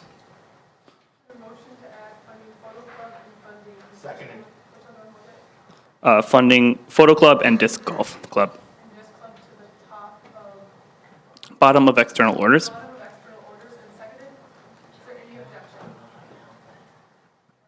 Seeing no objections, we'll move that to the top. Any other additions to tonight's agenda? Senator Waitmeister. I move to add Senator Debate and Senator Blythe to the roll. Is there a motion to add Senator Debate and Senator Blythe to the roll? Any objection? Any other additions to tonight's agenda? Is there a motion to adopt tonight's agenda? Is there a second? Second. Any objections? Seeing none, tonight's agenda is adopted. Going ahead and moving on to approval of minutes from last week. Is there a motion to approve last week's minutes? Moved and seconded. Seeing no objection, last week's minutes are approved. Going on to committee reports, starting with rules and speaker letters.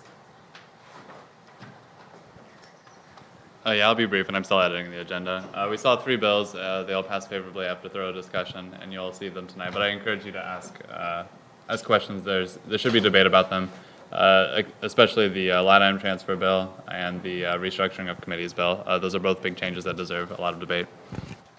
Finance Committee with Finance Director Zastrow. So we saw a few different bills this week in finance. AIM Student Association for Malaysians was sent favorably with amendments. Photo Club was sent no bias with amendments, similar to Pi Alpha Phi because of the case-by-case basis nature of the area reservation. Disc Golf Club was sent favorably. We'll be waiving first read on that bill as well as Photo Club. The amendments for Disc Golf Club only clarify that it meets PNC. No funding actually changes. It's just making it clear that the request was already half funded. And then the bill for the new online finance program was sent no bias, and the bill for the bylaw bill for the line item transfers and the carryover request for Finance Committee was sent favorably. There was an amendment by Rules Committee on that bill, just removing a whereas clause, but that's all we got. Moving on to PR Committee with Director Garman. The October newsletter will go out on November 1st, so committee chairs, if you have not gotten me your information, please do by the end of the week. Tabling shifts are open on the MIS for Monday, November 1st. Just a reminder that these do fulfill outreach credits. The PR committee has been working on the Give Us White program marketing materials, so those will be coming soon on our social medias. The apparel order we want to close kind of at the beginning of November. We don't really have a date, but if you are wanting to order still, contact Anne, and the form is also available to you. And then the second multicultural town hall will be November the 15th, but Sanjana will talk more about that in her update. Thanks. Moving on to Diversity and Inclusion Committee with Vice Chair Adegarla. Hi, everyone. As Bryce stated earlier, the Multicultural Town Hall will take place November 15th. It's a Tuesday, I believe. It will be in the Multicultural Center at 5 p.m. Toya Younger has offered to provide food for that event, so that's exciting. Regarding DEI Committee, we will have the Multicultural Programming Coordinator from the APEX program meeting with us to discuss possible collaboration and get input on our projects. And Director Flores this week has met with Director Schomburger from MSA for input on projects and got great suggestions. Moving on to Student Initiatives with Senator Debate. I'll try to keep this brief. SI had its regular meeting on Sunday. We had further discussion plus action items on the Woofson Wellness event. Speaking of that, it went great. We had donuts, dogs, and resources. We ran through all of the donuts. We reached an estimated 400 to 450 students at the event. In spite of some last-minute snags with our partners, I really want to say I appreciate all of our committee members for being dedicated and to help work around that and pull back and have the event as scheduled. I also want to thank our advisor, Sarver, for helping us get through all of those last-minute snags. Also want to thank the Department of Public Safety for providing the 2 therapy dogs there. And lastly, we want to thank Public Relations for helping us get the word out and with our socials for the event. Other than that, coming up, we have the safety walk. A contact point for that is Senator Seth, as well as me. That'll be next Thursday at 7 p.m. After that, we'll have the access review. Senator Thornton is leading the charge on that, so please contact them with any questions or suggestions. We also have a conversation with Student Counseling Services. Please contact Senator McCready with any suggestions on that. And lastly, also Senator Thornton for any Give a Swipe issues, and me as well. As always, if you have committee ideas, committee suggestions, project suggestions, please reach out to me or anyone on the committee. I yield. Civic Engagement with Senator Paulson. All I'm going to say is make sure you vote next Tuesday in school board election. If you need any help registering to vote, hit me up. Comments from the Student Government Advisor with Sophia. Hello, everyone. I'll keep this super short. I just wanted to let everyone know about the We Lead in Empowerment and Leadership Conference on Saturday, November 13th. It is virtual from 9 a.m. to 3:30 p.m. with a social following afterwards in the MU. If you'd like more information about it, there's a ton of resources on the student engagement page, and I'm going to probably be sending something out about it, and you can register now. Just as also, I guess you're going to be having a lot of discussion tonight, so make sure that you're listening to each other and hearing what people have to say and having a good discussion. So have a good meeting. Seeing no one here from the judicial branch, we'll go ahead and move on to the comments from the executive branch with President Campbell. Hey, good evening, everyone. Executive update is in your inbox. I have 2 infographics attached from our Director of Diversity and Inclusion, Alejandra. A couple updates. I will go through them very briefly. I'm going to spend more time on the first comment and then allow you to read more in depth on the executive update. Earlier this week, Megan and I, or Vice President Decker and I, met with Provost Wicker and Associate Provost Vanderzanden. It was an awesome discussion. They are incredibly receptive to the feedback, and among the items discussed was the current class registration process and how that is a total credit count to understand who has priority in registering. We had a student approach us about some concerns related to that and wanted more background, and so they were happy to give that.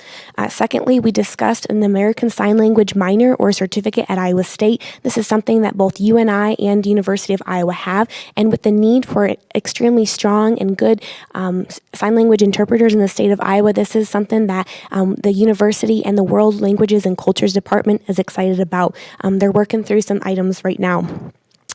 Take a look at it. There is a comment there. Finally, on this point, the Board of Regents will be sending out a survey related to free speech and the First Amendment on campus sometime before the upcoming legislative session. So we're going to work collaboratively with administration to help students take that and understand maybe more their role in providing that feedback. So that'll be coming, followed by a training on the First Amendment from the Board of Regents. Other than that, I'll touch briefly on these next updates. Next Thursday, Vice President Decker and I will be traveling to University of Northern Iowa for the Board of Regents Student Leaders Breakfast.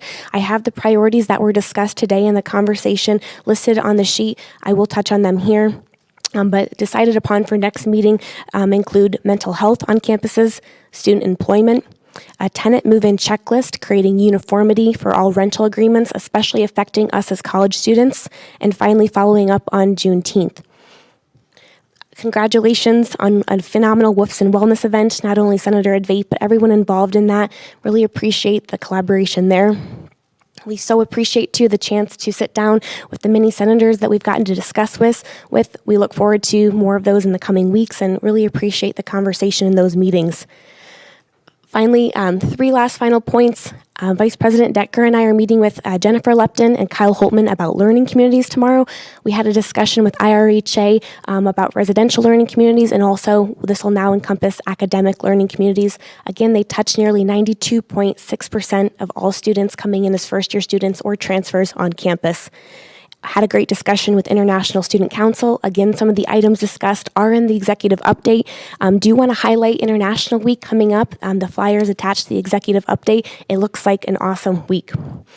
And finally, more information if anybody does have questions. Again, I'm serving on the U.S. Diversity Requirement Learning Objective ad hoc committee this year that works closely with Faculty Senate, and we're understanding the feasibility and implementation of these learning objectives.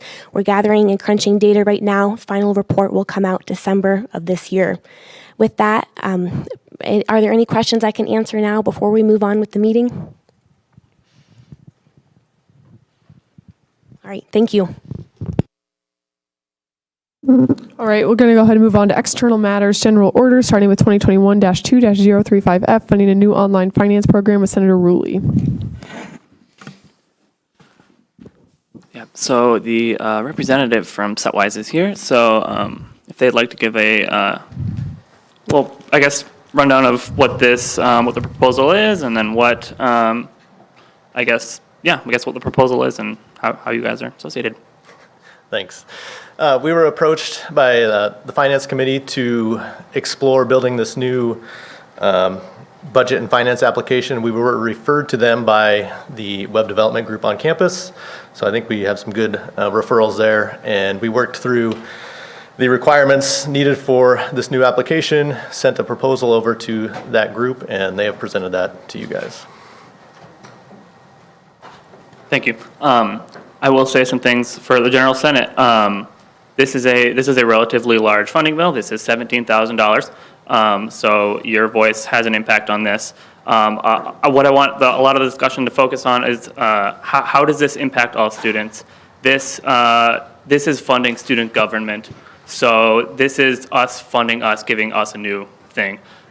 We should realize how this is affecting us and our community at large. Student government is partnered, which means that everything that student government funds and it's for itself should, well, I'm quoting directly from the bylaws here, student government partner organizations are those whose purpose and effect are to serve a broad segment of the university community, not just its membership. I'd also like to focus our discussion around accessibility. That was a large discussion in the in finance yesterday about how accessible the website is and how user-friendly it is. And also, last thing, please ask questions to anyone, a representative, Mason, anyone if you have any questions. This, like I said, this is $17,000. This is important. So say it now because this is your time to speak. So I'll yield. Senator Mahoney? So just a question for the representative here. What other projects have you done for Iowa State University? I know it was listed on your website that you've worked with them before. Yep, so we do consistent work for the Crop Protection Network and the Integrated Pest Management Groups out of Extension. We've been working with them consistently for 3 years now, and so we're familiar with working with on-campus groups and working and collaborating with IT and web dev. I was just going to say, from a proposal standpoint, I know Jacob Kahn's already looked over this, but with my computer science, I also looked over the proposal and definitely think it's a great one. At least from a pure software standpoint, there's nothing wrong with this, and actually the price on it's really good. Just throwing that out there. Speaker Weathers. Yeah, this could be answered by either the representative or finance director, Zastro. But I know the initial estimation for a program like this was much higher than $17,000. So I guess I was just curious as to why it is so much lower, and I just want to make sure that we're not losing anything in this decreased price. What that's referencing is at one point when we were talking with Jeff Sorensen, who's the head of web dev right now, who developed our previous finance program, he said that it could be anywhere in the range of $70,000 to $120,000. He worked on this program a long time ago, and it had different features than the one that we're looking to do has. There's some abilities on the current OFP that have not been utilized in a very long time. And I don't really know why. Something that Mahoney said earlier in the office was that the hourly rate was a little bit lower than some other things. I don't know if you can attest to the hourly rate in comparison to other groups. Yeah, I mean, I would say compared to companies on the coast, we're probably cheaper, but in general, we're pretty fair to slightly above average for the Midwest. Yeah. Yep. And I would just, to speak to the lower cost, I would just say that being a company, we're pretty efficient, maybe more efficient than on-campus groups. Okay, thank you both. Senator Rios? It was mentioned that accessibility was one of the discussion topics. Can you explain more? Are you using a third party for that, or how is that going to work? We have one member on staff that specializes in accessibility. So her name's Lakshmi. She will go through and audit all of the projects we work on and evaluate them with online tools to assess the accessibility, as well as just offer continued training and enhancement for all of our developers so that we know how to build for accessibility right off the front.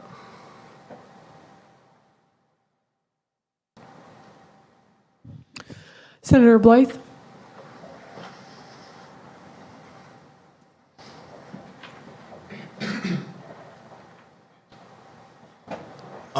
So I have a couple,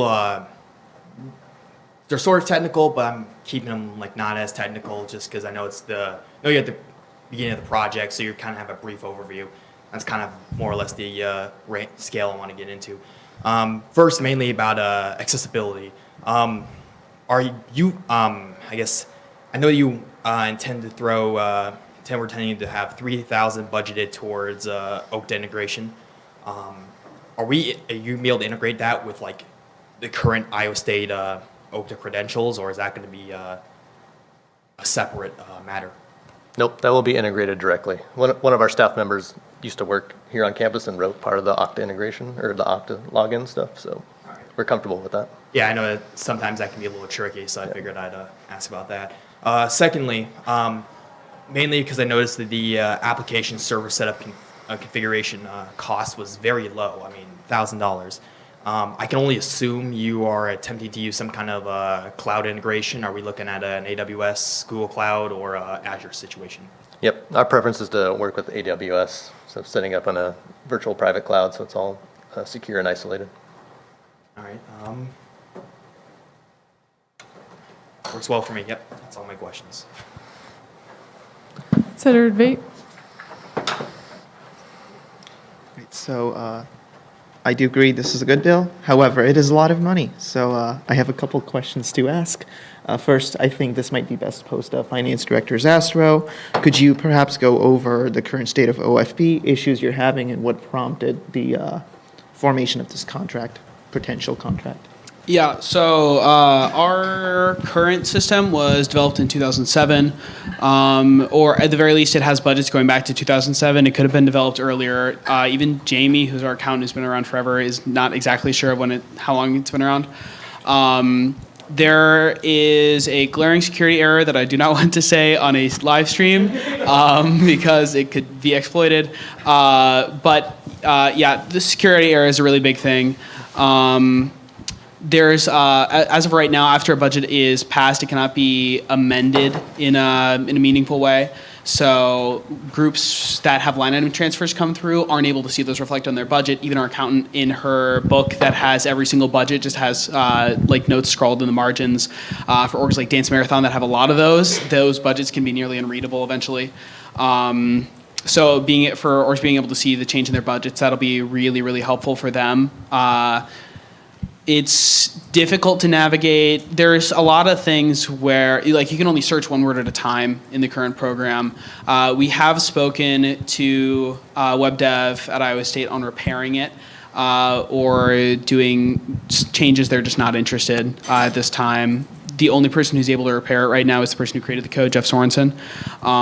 And outside of him specifically doing changes or doing updates, which he's the head of web dev, he has a lot on his plate. That's just not something that they're willing to work on right now. Thank you. My next question is probably perhaps best posed to the representative. First of all, thank you for coming out today. Do you know what the transition is going to look like? Will OFB still be in use during the transition? And if so, for how long? What's the timeline we're looking at, perhaps, you'd say?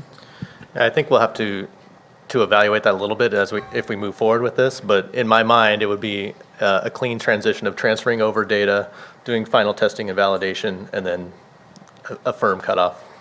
And because features were brought up, can you speak to feature set matching with the previous OFP program? A little bit. So we will try to match in terms of the student groups and their ability to access and set up and create their budgets and submit them. That's part of the core functionality, a review process and some sort of a change and audit log process of those changes. Those are the main features. Sounds good. And then in terms of migration, what would you say is database migration looking like? Is there a chance for any data loss, or would historical data review, or right now you can just log into OFP and look at budgets going back to 2001 or something for some clubs. Would you say that's going to be affected for members of student government or otherwise, members of clubs? That's a good question. I don't think we've addressed that in our initial investigation. At a minimum, we could move over and store static versions of that, so you could at least review those. So that might not be a full in the database transfer, but we would have some sort of ability to recall and review those. Lastly, I know this has a couple. Actually, scratch that. Are you planning on having continual communication with finance just to make sure as you're building this? It seems like some details are still up in the air. Are you going to have continual communication to ensure that whatever the final product looks like, there's continual input from finance to ensure that student needs are being met? Yep. Yeah, I think we would have one or two more meetings just to finalize the requirements, and then we would start construction. Typically, we would do at least a weekly check-in during that to review milestones and progress and have people directly reviewing the software that's in development. Right. Lastly, could you speak to support options? And I know the contract touches on that just a little in terms of rate, but what that would look like in a more from a more service aspect. Sure. We budgeted in some general just software upgrading and keeping it maintained so you don't get into the situation you're in now where it's unupdatable. But as far as ongoing service or needs, we're a local company. We're right here in town, and we can be reached by email or phone anytime, and we're happy just to talk through potential issues or new features anytime. Great, thank you so much. And one last question. Do you know how long you've been in business? Yes, sir. 2006 Oh, is that when is we impressive. incorporated. Thank you so much. I yield. Senator Mahoney. Sorry, I thought of just one question in part of the discussion here. Since we did have a bug all of a sudden come up in our old program that was discovered after many years, we all know how software works. Sometimes those bugs linger for a long time. What would that look like if a bug was found later on after the software has been fully developed? Would that be covered by the $500 maintenance fee, or would that be additional costs that we would need to fund in later years potentially? Yeah, if there's a bug like that, we'll fix it. No problem. Yeah. Things are going to get worse if we don't fix it. So we will fix it. Yeah. Finance Director Zastro. Yeah, just speaking a little bit to the financial situation of student government in relation to this, Senator Dooley is completely right. This is a really big investment. This is coming from special projects. I've said this to everybody in the room except for Strickland. I'm having a meeting with you tomorrow about the special projects account. Special projects is a long-term investment account, not just for supplementing annuals, but also for projects that are going to serve us and serve the student body for a long time to come. The last finance program lasted us about 15 years. I would love it if this one did as well. So I do think that this, even though it is a big chunk of the account, or I guess it isn't really even really that big of a chunk of the total account. But I do think that this is absolutely the kind of project that should be coming from special projects. I do think that this is something that will serve us for a long time. Senator Rios. This is a question to the writers of the bill. What was the process of selecting this company? Was there any other in consideration? Natalia, where are you at? Oh, thanks, sorry. Yeah, so when we were talking to WebDev, who created the last program, asking them would they be willing to develop a new one, they said no, but here are other great options. It was Setwise and 42 Lines were the two. Iowa State has contracts with specific software development companies, and these were two recommended for this project specifically. We decided to talk with Setwise because they were actually in Ames. 42 Lines is in Denver, or Colorado at least. And so we would like that they would be able to come to Senate meetings and answer questions, have a close working relationship with them. The contract that we have set up actually has a meeting with them every 2 weeks, which I'm very excited for. I think that's a really great opportunity for us to give continuous feedback, and that's just not maybe something that wouldn't be possible with that other company, which is why we chose Setwise. Thank you. And I have another question. Was this the only solution that is viable for this issue? I think fully fixing it, yes. I think this does, because WebDev isn't interested in doing major updates to the existing program, completely replacing it really is the only option. Okay, thank you. Senator Litt. One of the questions that Senator Willie had brought up was asking how this benefits the student body and all of our constituents. So if anyone that has worked on this bill wants to talk on that, I would love to hear about it. I yield. Senator Willie. Yeah. So essentially, currently in our current OFP, it is typically only used by Finance Committee. Some members of student government, you have all access, and you should be looking in there for budgets. And then club treasurers are the ones who have access to that. So regarding who is physically using the site, it is a smaller number of people than, well, it's just a smaller number of people. The effects of having a new and updated and easily accessible OFP could resonate throughout clubs, and that like having a good way to get their financial data would help club processes run faster or run more efficiently. That's where I can see an argument for how this affects the student population come from. Senator Claiborne. To answer your question, Senator Lent, I had a meeting with a president of one of the organizations that we fund 2 days ago, and I didn't even know the answer to her question, and am on finance committee, and sometimes just going to it, like the one-word search is tedious.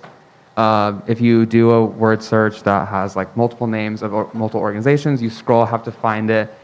It's just tedious, and hopefully with the new OFP, it would be easier. Obviously, there will be a transition for all of student government, all of treasurers, but again, if there is easier, then the transition will be harder to that program, learning it, but in the future, hopefully it's going to be easier for treasurers and presidents coming in to figure it out and navigate it, because it is kind of confusing. Senator Mahoney, you've already used all your speaking privileges for this time, but you can have someone extend time to you. Question has been called for and seconded. Is there any objection to voting now? All right. We'll go ahead and go into closing comments for this. No closing comments. We'll do a roll call vote since this is a finance bill, so please vote yes, no, or abstain. Advait. Yes. Adagarla. Yes. Ulrich. Yes. Brecht. Yes. Blythe. Yes. Carter. Yes. Claiborne. Yes. Crabb. Yes. DeVore. Yes. Philippi. Yes. Goff. Yes. Hayes. Yes. Larson. Yes. Lent. Yes. Mahoney. Yes. Rios. I'll move you down. McCready. Yes. Patel. Yes. Paulson. Yes. Rizvik. Yes. Rulli. Sayway. Yes. Simmons. Yes. Skaggs. Yes. Stout. Yes. Strickland. Yes. Thornton. Yes. Wegmeister. Yes. Weathers. Yes. Zuber. Yes. Rios. Of a vote of 29 to 0 to 1, the bill passes. Thank you. I look forward to working for you. Moving on to 2021-2-086, or 36, excuse me, F, Funding Ames Student Association for Malaysians with Senator Wegmeister.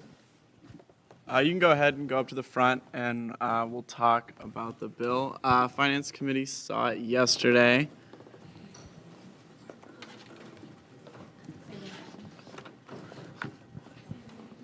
I don't remember the name. Finance Committee saw it yesterday. We had a good discussion about P&C regarding MU marquee advertisement, but I will go ahead and we can hear the explanation. Hi, my name is Shashi, the president of Ames Student Association for Malaysians. So next semester we are planning to do Malaysian Cultural Night, which is one of the big events in ISU. We are expecting participants.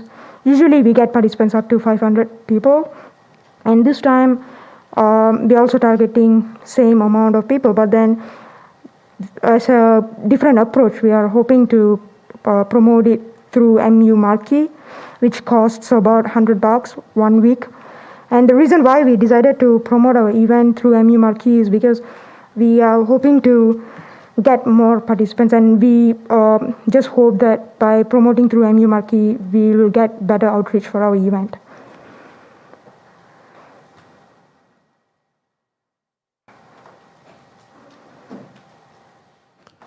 Senator Rulli. This bill hasn't been seen twice, so I'll need to move to waive first read, so I'll do so. So motion to waive first read. Is there a second? Oh, my apologies, wrong bill. I'll yield them. Okay. Is there any more discussion on the bill? It's been a motion to adopt the Finance Committee amendments in a second. We'll go ahead and go into a discussion period. Question has been called for and seconded. We'll go ahead and go into a voting period on the Finance Committee amendments. Unanimous consent has been called for. Is there a second? Seeing no objections, we'll go ahead and add the Finance Committee amendments to the bill. Back on the main motion.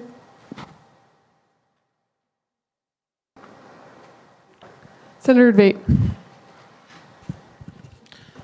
This is a question to Finance Director Zastro. Could you perhaps go more into the P&C conflicts the committee might have perceived with the bill, if any? Yeah, that's just the finance committee amendment that we made. The marquee advertisement, that's the MU marquee out on Lincoln Way.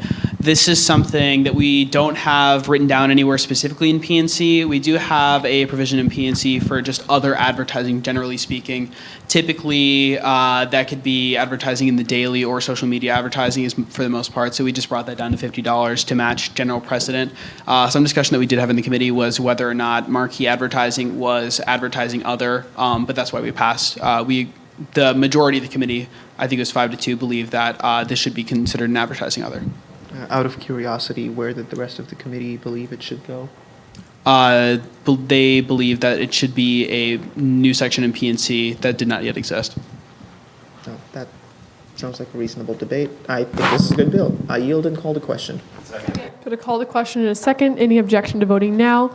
Go ahead and go into closing comments with Senator Wagmeister. No closing comments. Go into a voting period. This will be a roll call vote once again, since it is a finance bill. Please vote yes nor abstain. Advate. Yes. Adagarla. Yes. Allrich. Yes. Brecht. Yes. Blythe. Yes. Carter. Yes. Claiborne. Yes. Crabb. Yes. DeVore. Yes. Philippi. Yes. Goff. Yes. Hayes. Yes. Larson. Yes. Lent. Yes. Mahoney. Yes. Rios. Yes. McCready. Yes. Patel. Yes. Paulson. Yes. Rosvik. Yes. Rulli. Yes. Sayaway. Yes. Simmons. Yes. Skaggs. Yes. Stout. Yes. Strickland. Yes. Thornton. Yes. Wagmeister. Yes. Weathers. Yes. Zuber. Yes. A vote of 30-0, the bill passes. Thank you. Moving on to 2021-2-037F, funding photo club with Senator Zuber. Would the representatives from Photo Club want to take the stand and tell us?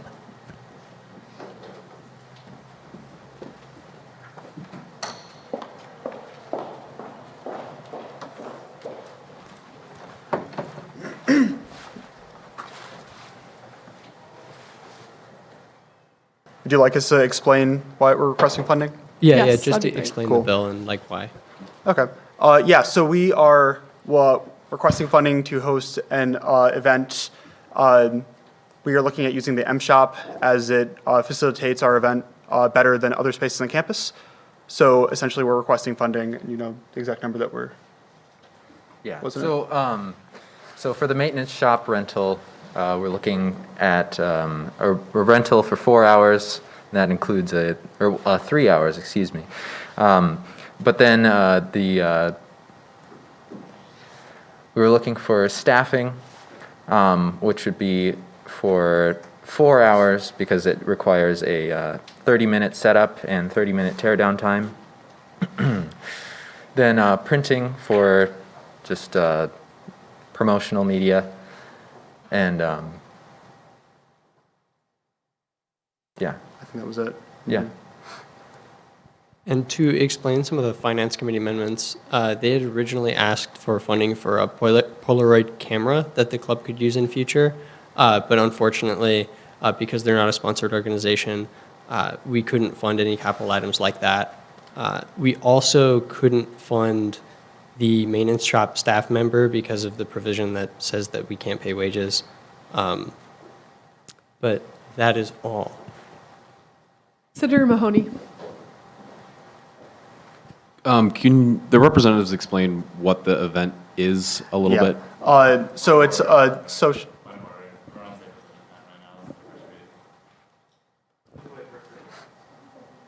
Been a motion to waive first read in a second. Is there any objection to waiving first read? Is there an objection? Okay. So we'll go ahead and go into a debate period for waiving first read. Right. So waiving first read is a thing you do in rather extraordinary circumstances. I'm not saying we shouldn't. I think we should just ask the sponsors why they're doing it before we as a body assent to waiving first read. So I'd like to pose a question to Senator Rulli right now. Yeah, so I believe that the date of the event is next week, I want to say. The event, yes, next week on Monday. Right. So waiving first read here, we were not able to fund things retroactively. So if we saw this next week, the event would have already happened. This came up kind of late, so we are attempting to waive first read because of that. That is a very reasonable reason to waive first read. I yield and call the question. All right, the question has been called for and seconded. We're going to go ahead and go into a voting period then for waiving first read. So we'll do a placard vote for this one. Unanimous consent has been called for and seconded. Any objection to waiving first read on this bill? All right, we're going to waive first read. Now we're on the main motion. We're voting on the objection to waive first read. So now we need to vote on waiving first read. Okay, so we'll go ahead and go into a voting period on waiving first read. Question has been called for and seconded. All right, we have a unanimous consent, call for unanimous consent. Is there a second? All right, any objection? All right, first wave has been waived on this one, so we're gonna go ahead and go into the main motion now. Senator Mahoney. Now I would like to pose the question. Can you Yes. explain your event a little bit more? Yes, we will explain the event. So, yeah, this is a social event for Photo Club where we hope to also raise funds for the club by taking pictures and selling them. We will be doing trivia, open mic, as well as, yeah, a social event for photography. Senator Rulli. Yep, some comments towards the Senate. Currently, we have left the M-Shop rental as $75 funded by student government. We see room rentals on a case-by-case basis. So could we have the club describe a little bit why you decided to use the M-Shop when there may be free alternatives in the MU? Yes, we chose to do the M-Shop because they did offer the option for provided snacks as well as staffing. Also, the M-Shop provides the table layout that we would like to use for the event for teams in smaller tables, as well as a projector that we can also utilize. That is fantastic, thank you. I will move to adopt the Finance Committee amendments. It's been a motion and a second to adopt the Finance Committee amendments. Any objection or on discussion for the Finance Committee amendments? Question has been called for and seconded. We'll go ahead and go into a voting period. Unanimous consent has been called for. Is there any objection to adding the Finance Committee amendments unanimously? Right? They've been added back on the main motion. Speaker Weathers. This is a question for Senator Zuber, as you're the author of the bill, but anyone else on the committee who's knowledgeable, the same question is entertained towards you. Why was the bill sent no bias from committee?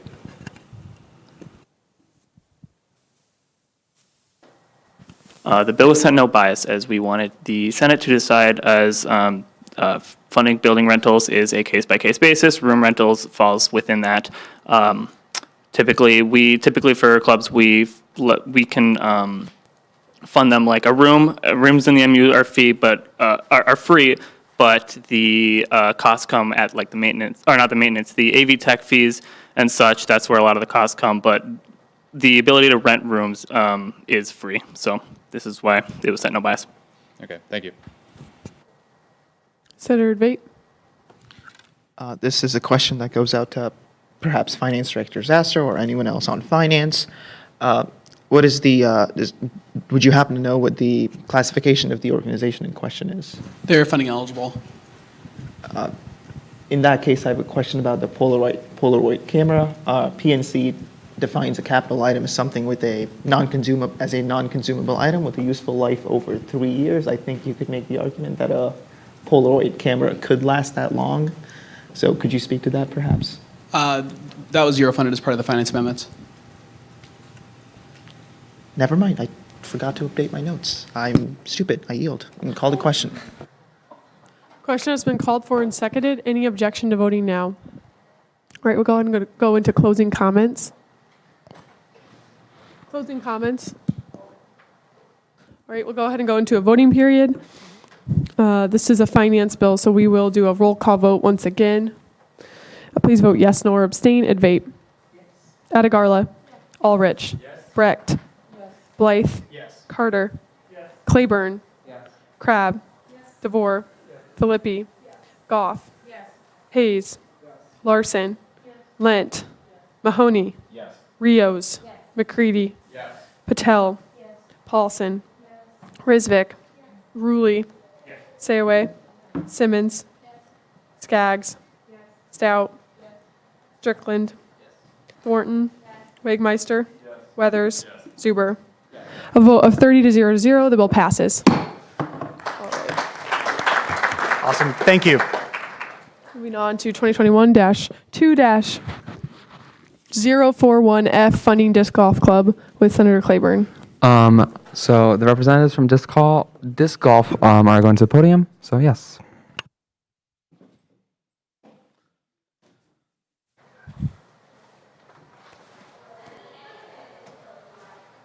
All right, hello. We are here on behalf of Disc Golf Club. We have a collegiate qualifier coming up on the 6th of November, and this money is for registration for the College Disc Golf organization as well as for the tournament. That'll be Point it. of order, has this bill been seen before? This is a first read, so we'll do questions of intent until the first read is passed. I move to waive first read. It's been a motion to waive first read and second. Any objection?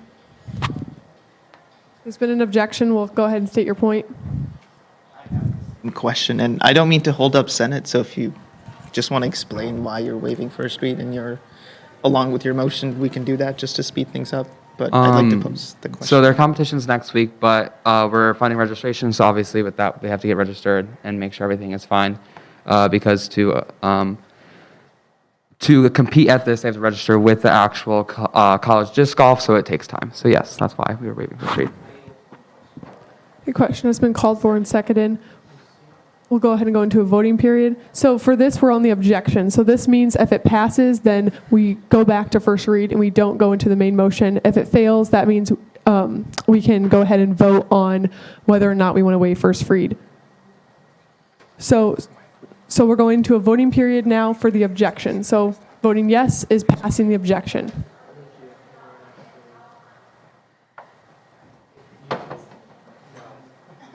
UC no has been called.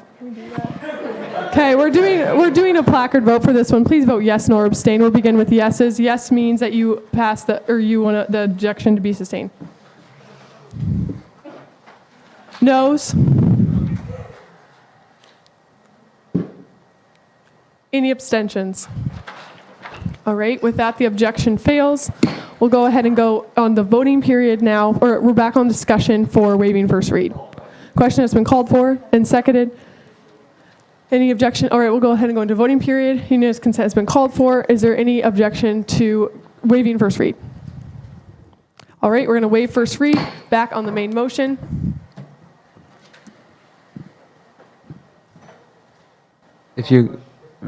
I move to adopt the Finance Committee amendments. There's been a motion to adopt the Finance Committee amendments and a second. Seeing no objections, we'll go ahead and go into a discussion period on those amendments. Question has been called for. There's been an objection. Do you withdraw your question? Call the question.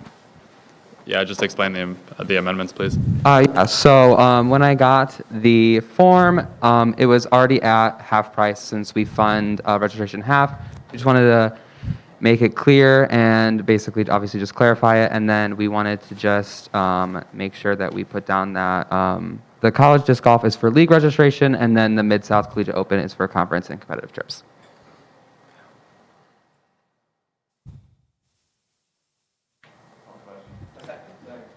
Question has been called for and seconded. Any objection to voting now? Unanimous consent has been called for. Is there any objection to, is it just the amendments unanimously? All right, amendments been added back on the main motion. Question has been called for and seconded. Is there any objection to voting on the entire bill now? All right, seeing none, we'll go ahead and go into a voting period. This is a finance bill, so we will do a roll call vote for this one. Please vote yes, no, or abstain. Advait. Yes.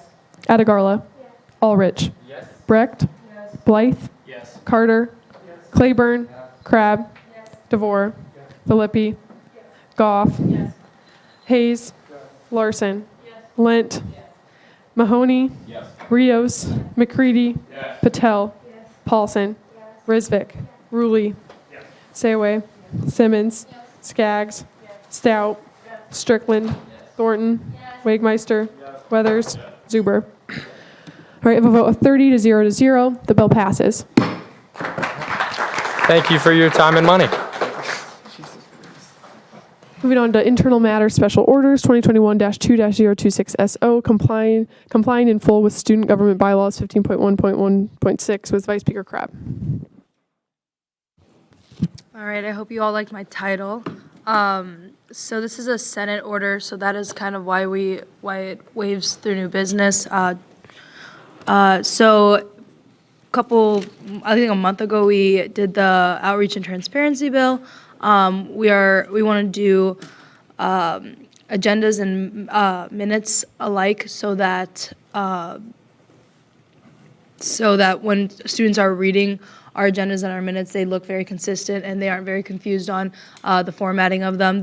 I spoke to a lot of people and had a lot of committee heads send in their agendas, and we found a way to do it for all the branches and all of the committees for an agenda template.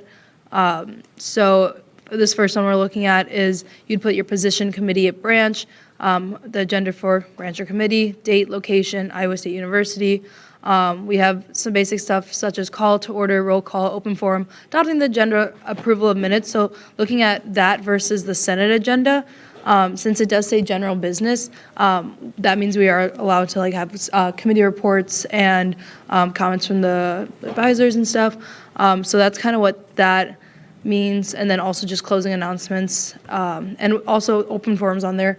There's a lot of agendas I received without open forum. All of these are open meetings, so students can come in and voice their opinions or thoughts. So that is one of those. And then the next one is going to be our minutes. This also looks a lot like our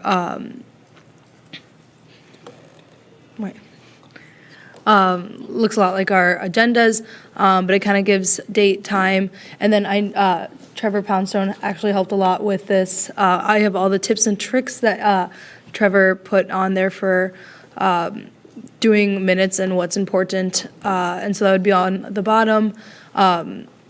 So essentially this would be kind of call to order, especially what time, open forum. This could have been, you can write kind of like the student that came in, adopting the agenda, approval of minutes, and then just general business, and then closing announcements and adjournment. Those are all just in specific sections, just because I think open forum, if there are students that are coming to, let's say, student initiatives and they want to talk about something specific, I'd like to have that specific part highlighted, because you can kind of get lost reading the minutes if it's just one page or a couple pages of just text. And then I also have an example of the attendance. So this is meant to be interpreted by each committee, each branch. And so also, I would use this for, let's say, I have a meeting with President Campbell and Vice President Decker for for a meeting about something. This can also be used for smaller individual meetings. So yeah, if there are any questions, please do let me know. I did run this by a lot of people like Chief Staff Ludwig, Weathers, and Poundstone. So please let me know. Senator Debate. Just a clarifying question, I suppose. Would it be your intent then to enforce that all committees have an open forum and also have a formal motion to adopt the agenda and adopt the approval of minutes?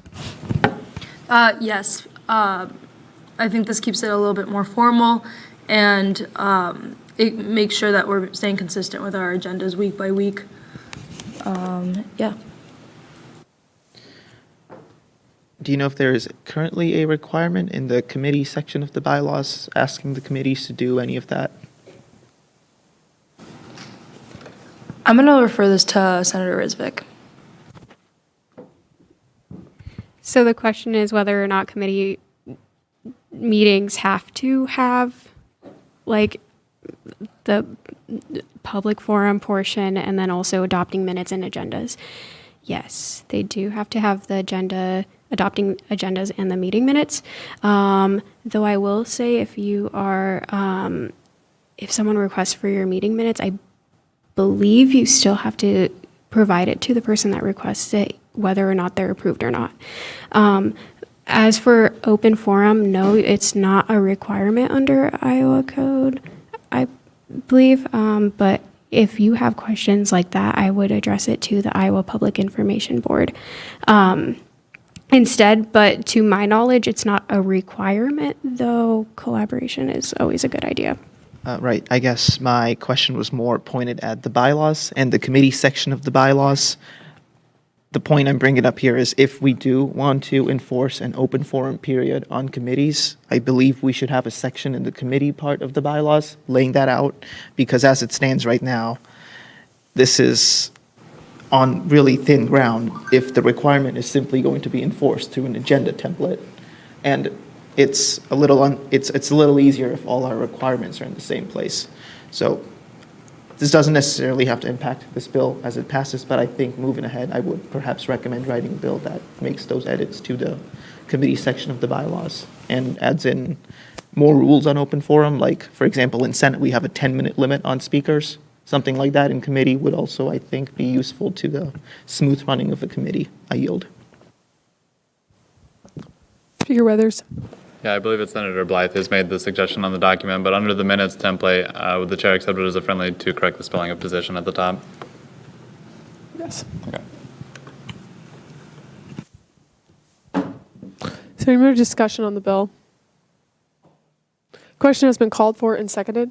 Any objection to voting now? We'll go ahead and we have closing comments first. Vice Speaker, I have no closing comments. We'll go ahead and go into a voting period. Unanimous consent has been called for. Is there any objection to passing the special order unanimously? All right, seeing none, passed. Moving on to 2021-2-030Y, restructuring Senate committees and Senator committee involvement with Senator DeVore. Thank you. There are several different working parts on this bill, so I want to ensure that everyone has a good understanding of what's going on within it. Of course, the overall intent is to, like I said a couple weeks ago, allow committees to function efficiently and provide more equal opportunities on Senate and executive committees for all senators. So the first thing you'll see that this bill does is amend the previous blanket clause that stated that each committee shall have a minimum of 3 and a maximum of 7 senators unless otherwise stated in the bylaws. That bylaw was already overridden by most committees in their specific sections in the bylaws, so we felt that clause was no longer needed. Secondly, this bill limits all senators to 2 Senate and executive committees, not university committees, as many of you have asked.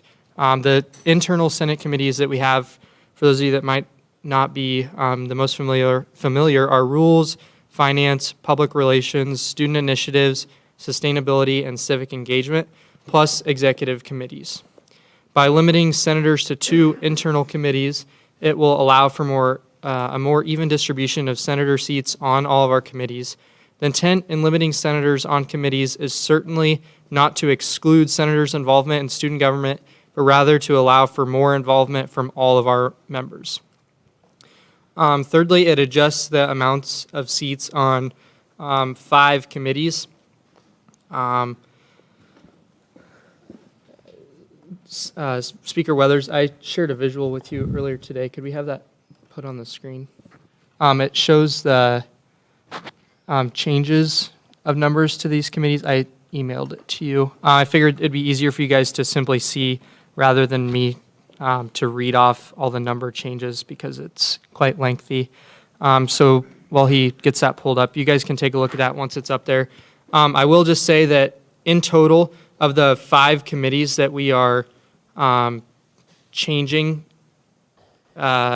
we increased the number of Senate seats on these 5 committees from 25 to 29. So we did add 4 Senate seats across these 5 committees. I'll wait just a second to see if we can get that pulled up.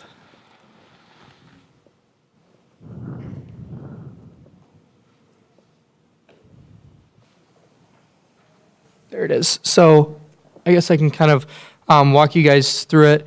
On the PR committee, it used to simply be under the blanket clause of 3 to 7 senators and 6 at-larges, and we increased those both to 7 on the Student Initiatives Committee. Previously, per a bylaw change that we did at the beginning, at the end of last session, it increased from 7 to 9, and we are now decreasing that back down to 7 and not changing the at-larges. The Sustainability Committee increases from 2 senators to 6, and from decreasing from 10 at-larges to 6 at-larges. The Diversity, Equity, and Inclusion Committee increases from 3 to 4 senators, no change in the at-large, and the Finance Committee increases from 4 senators to 5 senators, again with no changes to the at-large. With that, through my conversations with committee chairs, other senators, and a thorough 2-week consideration in the Rules Committee, I'm confident that this bill will accomplish its intentions. However, since this is a bylaw bill and it requires a 2/3 majority vote, it is important that everyone is in a comfortable position with this bill before we vote on it tonight. With that, I look forward to debate, and I yield. Been a motion to adopt Rules Committee amendments. Is there a second? Seeing no objections, we'll go ahead and go into debate on the Rules Committee amendments. Speaker Weathers. Yeah, I'll just explain, all of you can see these, but I'll explain them briefly one by one. It's just updating language on that first one, sorry. And then changing numbers to reflect the intention of the author, correcting bylaw numbers, putting them in the correct sections. There's nothing too controversial in here. The only thing of real substance that might be a little bit hazy for anyone is that last ordered clause that essentially what this amendment is attempting to do is to make all of the ordered clauses that increase seat allotments take effect now, and all of those that decrease seat allotments take effect at the commencement of our next term. Sorry, not our next term, but the next Senate, next student government. Senator Mahoney. So correct me in my understanding then. So for like Sustainability Committee, for example, it increases from 2 to 6 or 2 seats to 6 seats. It would therefore then have 16 people on the committee as a whole because they currently have 10 at-larges. I believe the at-larges are going down 4 on that, correct?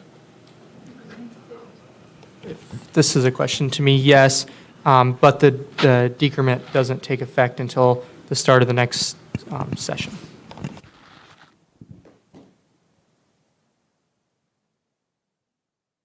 Did you call the question? Is there a second? All right, we'll go ahead and go into a voting period now for the amendments. Unanimous consent has been called for. Is there any objection to adding the amendments unanimously? All right, seeing no objections, it's been the Finance Committee, or excuse me, the amendments have been added. We'll go back in the main motion. Senator DeVore. I move to strike the 3rd ordered clause entirely. It's been a motion to strike the 3rd ordered clause entirely.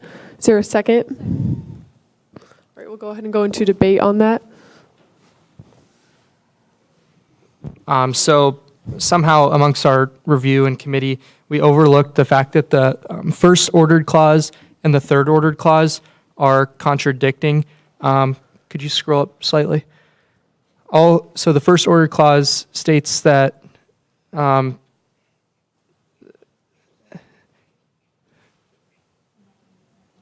that all committees, it amends bylaw 5.2.2 to state that all committees shall be composed of a predetermined number of senators and so forth.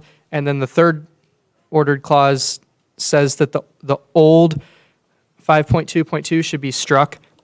So we're amending it and striking it, which we cannot do.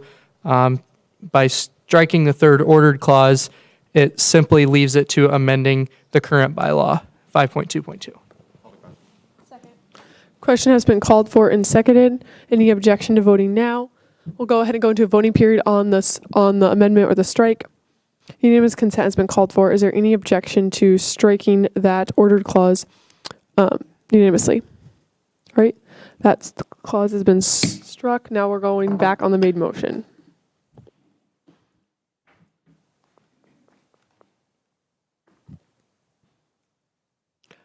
Vice Speaker Crab. Move me down. Senator Lent. So the total number, this is a question for Senator DeVore, that chart that had a total number of Senate seats totaling 29 and the new, is that correct? Yes.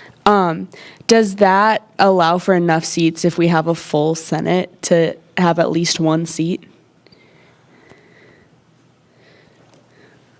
I'm unsure because I'm unsure at this point in time without doing some research of the number of seats on the rest of the committees. Okay. Like I said, this is only changing 5 of the committees, not all of them. And this is only reflecting those totals on those 5 committees, not the rest of our Senate and executive committees. Do you want time? Do you want to talk?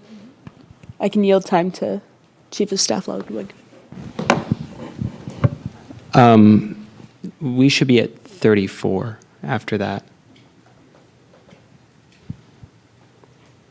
Which, if you count the fact that Dawson and Ellie are automatically on rules, then you're at 36, which is the cap of Senate. So I think we can go up. I've seen us as high as 38. It kind of depends on the count that the Election Commission does, but it's usually around 36 total senators. And so. So yeah. that means there would be like 7 senators that don't have committee seats? Yes, but it's pretty common that some senators will either join like legislative ambassadors or executive committees that are kind of established but not necessarily functioned under the bylaws, or they'll take university committee appointments. So it's usually not a detriment. Plus, we've had a lot less for the last many years. Thank you. I yield. Senator Simmons. Yes, I have a question about why for the Sustainability Committee, why the at-large members have decreased. Yes, Senator Crabb. Yeah, I was just about to make an amendment for sustainability, so.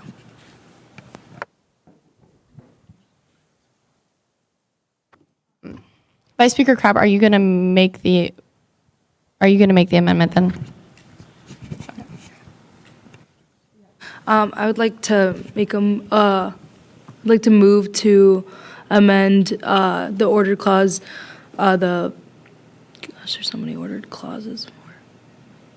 The 5th ordered clause for sustainability, say the Sustainability Committee shall be composed of 4 senators and 8 at-large members, which would still be decreasing just by 2. It would still be decreasing. And I can yield my time to Senator, or is this okay? Okay. There's a motion on the table, but we could do it during the debate of the amendment. Yes. So there's been a motion. The amendments reflected on the screen under, is it 5.10.3? Is there a second? Second. All right. See no objections. We'll go ahead and go into a debate period for that. Senator Simmons.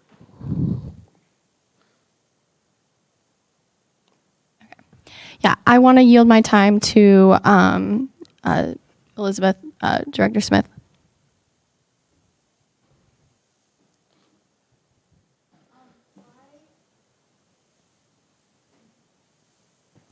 Okay, why are the at-large seats for Sustainability Committee decreasing? Are we capped at 12 members? It's supposed to be 10 members in our bylaws. Okay. Yes. Okay, yeah, that was the biggest question I had. I didn't know why adding senator seats meant decreasing at-large seats, but that makes sense. Okay. Yeah, and so when I originally thought of this, I thought, because we only have 2 senators on sustainability, so I was thinking of adding more senators, but that would also look at the at-larges as well, so. Senator Debate. Speaker Crab, did you just say the committee's capped at 10 members in the bylaws? Yes. Could you point to the bylaw that establishes that restriction, please? You want me to say your problem? I have to be on the screen. Would you mind looking at I can't find one, which is why I'm asking, but I'm not sure if there's one that exists. No. Oh, could you just give me a second, please? Yeah. Thank you.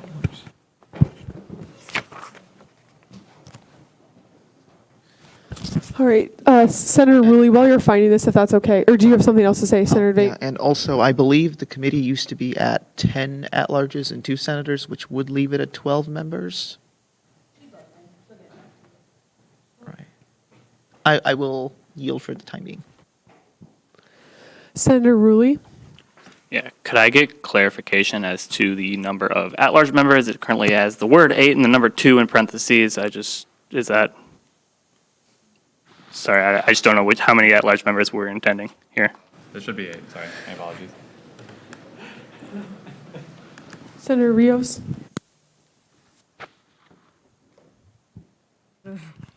I have some questions and concerns, but I don't want to ask them until I see the numbers. Are there going to be any decreases with the amendments? Okay, so there's no cap on at-larges or senators. This is just something I've proposed on the floor of having 4 senators and 8 at-larges. If there's no cap, and then also this would be decreasing 2 at-large members, so.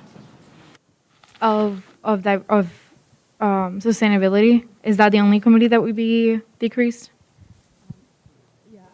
Just save that question for when we get back onto the bill. Okay. We're still on the amendment, so. Okay, sounds good, thank you. Senator Hayes?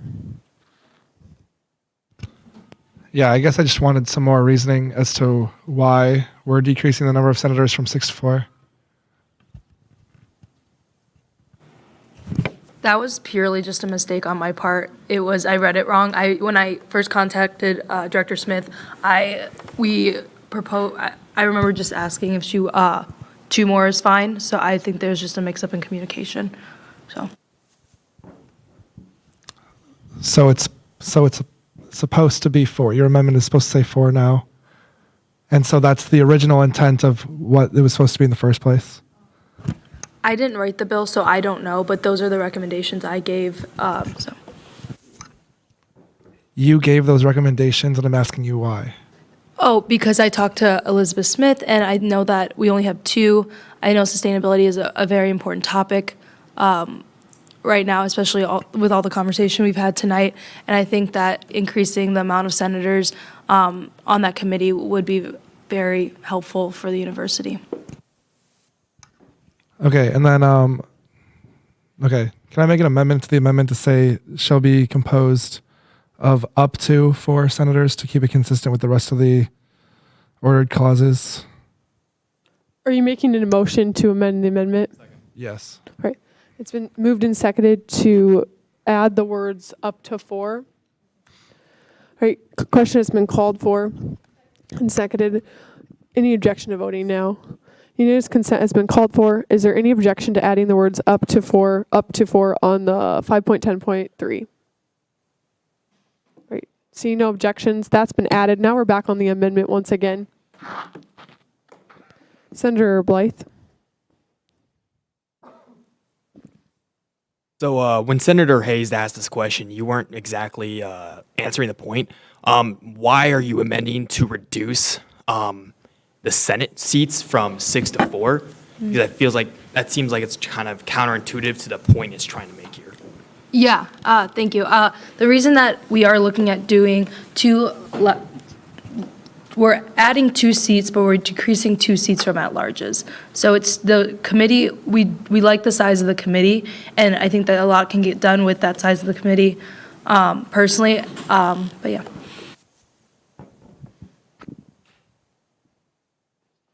Speaker Weathers. Okay, I'm still in the same vein of questioning. I'm sorry that you're being put through this duration. I mean, the number of total members on this committee is not changing. It's always going to be 12, either with or without this amendment, right? So I guess the question that everyone's trying to get at is why is it more beneficial to have 4 senators as opposed to 6, and also have 6 at-larges? Because the total of the committee is not going to change.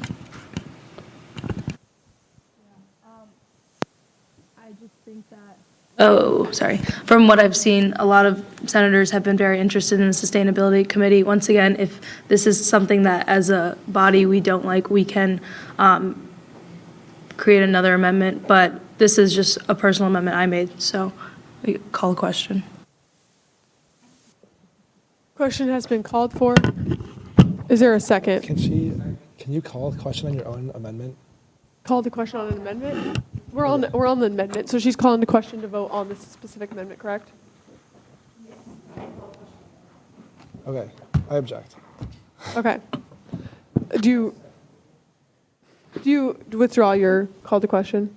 Okay, well, we're back on debating the amendment. Senator Hayes.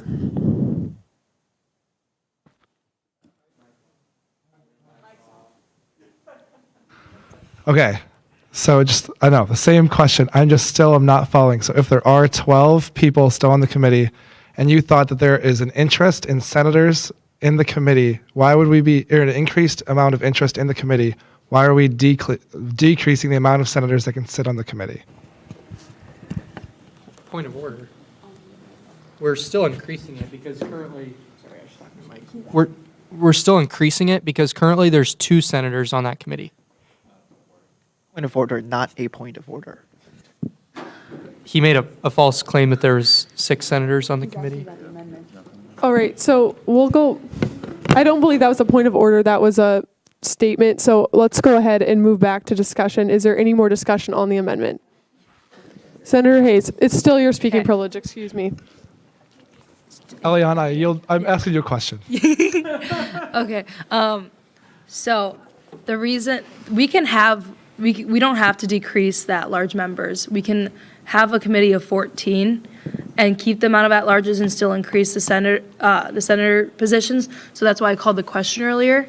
If that's something that you wanted to see, it seems from the room that's not something that this amendment isn't something that we want to see. So I would like to call the question, maybe have some more discussion on the bill as a whole. Well, hold on. sustainability. Well, it's still my speaking privilege, right?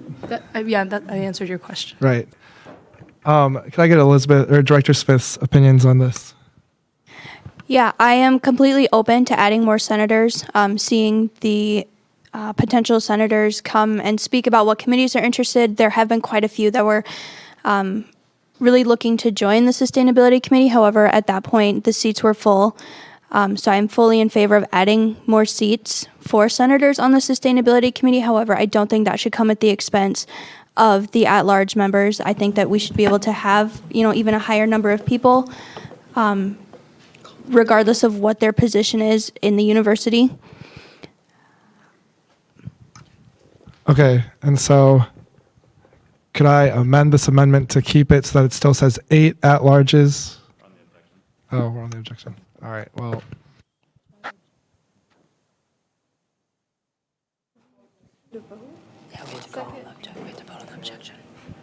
All right, we're going to go ahead and vote. Is there any objection to voting now on the objection? Well, we can't do that, just kidding. So we'll do voting on the objection. We're voting on the objection now. So if you vote yes, that means that you're voting to make the objection happen. Voting no, we're going back. So please vote yes, no, or abstain. We'll do a roll call vote. Yeses. So a placard vote is what did you say? Yeah, so right now we're voting on the objection. And who made the objection again? Can you state your objection?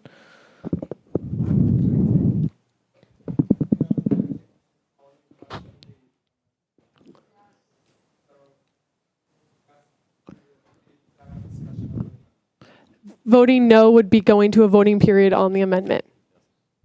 So we're going to do a placard vote for this one. Please vote yes or abstain. We'll begin with yeses. This means that we're going to go. So we're going to go ahead and vote on that. So yes, no, or abstain. Start with yeses.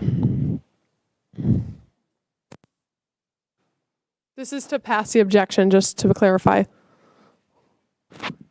3, 4, 5, 6, 7, 8, 9, 10, 11, 12, 13, 14, 15. Noes.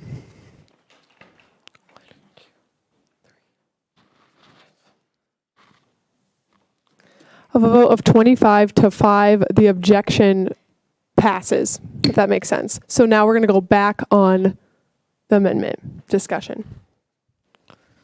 Speaker Weathers. Okay, yeah, that was very confusing. I don't think it's any one person's fault. I think it's just there's a lot going on here. But I don't think I'm in favor of this amendment. I think I'd prefer to just keep it at 6 senators and 6 at-larges. That keeps the total number of committee members the same. It's 2 senators, 10 at-larges. The amendment is changing the numbers from 6 to 4. So I'm not in favor of this amendment. I prefer to see 6 senators and 6 at-large members. So I think that's maybe what we should keep discussion on if that's what we're going to continue to discuss this amendment for. Senator DeVore. First, I apologize for my out of order point of order. I just want everyone to realize it's a bit of an illusion on the screen, but the total number of seats on this committee is not changing. So we're not actually decreasing the total number of seats. It's allowing more senators from our body to be a part of that committee, because as it sits now, there's only 2 senators on that committee. And from my observations, whenever we bring a senator in to question to ask to appoint to Senate, a question is always, what committee do you want to join? And the most popular committee that I hear time after time is that they have an interest in sustainability. So I also think that I agree with Speaker Weathers that it's a good idea to go ahead and leave it as the bill states, moving us to 6 senators and 6 at-large members. That allows more seats for senators, and it also keeps the total number of committee members the same. I yield. Senator Mahoney. I just wanted to lend some time to Director Smith because I think I heard her say something. You didn't like the idea of losing this many at-larges, correct? Yeah, I think taking away these seats from at-larges reduces the accessibility of the committee to at-large members. I think, I've said it before, that the interest of senators in the committee should not change how many seats we have for at-larges. It is completely possible to have a committee of 14 or 16, depending on what we change the number of senator seats to. I think that's fully possible. I think that's realistic. And I support adding more senator seats, but I do not think that the number of at-large seats on the committee should go down from 10. So, given her reservations right there, and given some of the positions of this body, I would like to move to amend the amendment so that it is 6 senators and 8 at-larges, which is, I think, a good... Point of order, amendments that change the intent of the original amendment are not in order. I yield. All right, do you withdraw? Okay. Yep. Senator Brecht. Yeah, I have a question for, I guess, whoever can answer it. From what I'm understanding is that we can't change the total amount of people on the committees right now, correct? Or we can. Oh, we can. Okay. So, okay, that was it. Thank you. Senator Simmons.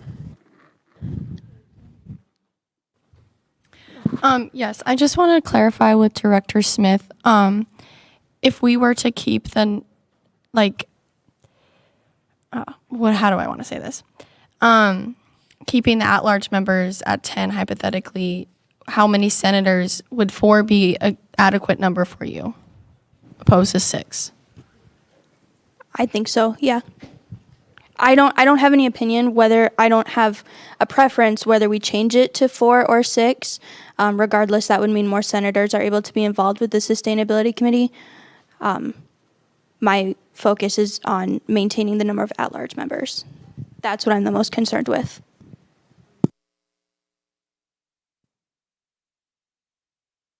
Senator Rios, sorry, my microphone wasn't on. You're good. So if we have a good amount of senators that are interested in this committee and the director says that she wouldn't want to keep the at-larges below 10, why are we decreasing the number of at-larges? Question mark. To anyone who can answer. Can you repeat the question?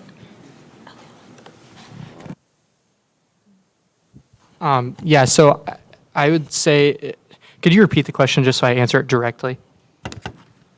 Yeah, so you said that there are a lot of senators that are interested in this committee. The director said that she wouldn't want to keep the at-larges below 10.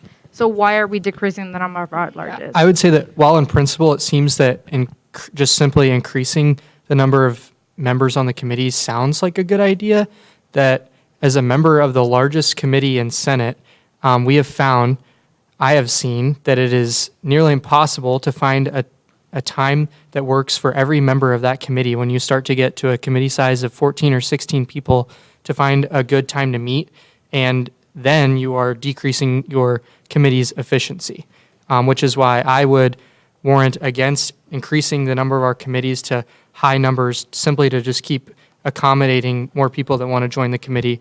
Instead, I would rather see that we keep the total number of committee members the same. Can I respond to that? Yeah. Can you hear me? I respectfully disagree with you because the diversity and inclusion, we have like 15, I believe, and like the at-larges already knew what our schedule was before applying. So they knew the time commitment, and I don't think we should be policing on like what people do with their time. If they have an interest, they're gonna make time. That's my opinion. And same applies to senators. All right, just a quick note. We only have 15 minutes to debate an amendment, and so we are just about out of time for this. So we'll have 30 more seconds or so, but that's it, and then we'll go back to the main motion. We'll go straight to a vote. Question has been called for. Is there and seconded? Any objection to voting now? All right, seeing none, we're going to go ahead and go into a voting period. This is on the amendment proposed, reflected on the screen. We'll go ahead and go into a placard vote for this one. Please vote yes, no, or abstain, beginning with yeses. Can you hold it high just so I know who's...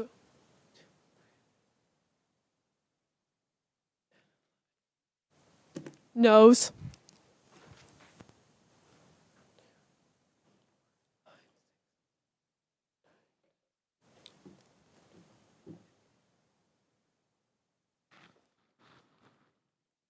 Any abstentions? Of a vote of 11 to 18 to 1, the amendment fails. Back on the main motion. Senator DeVore.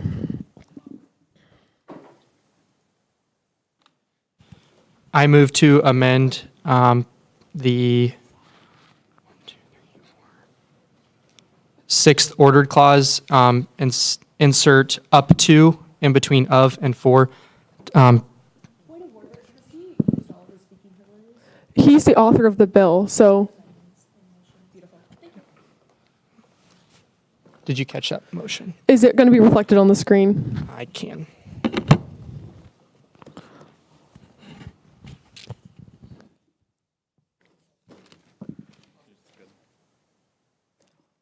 Is that the amendment right there? Okay. The amendment is reflected on the screen. That's been moved and seconded.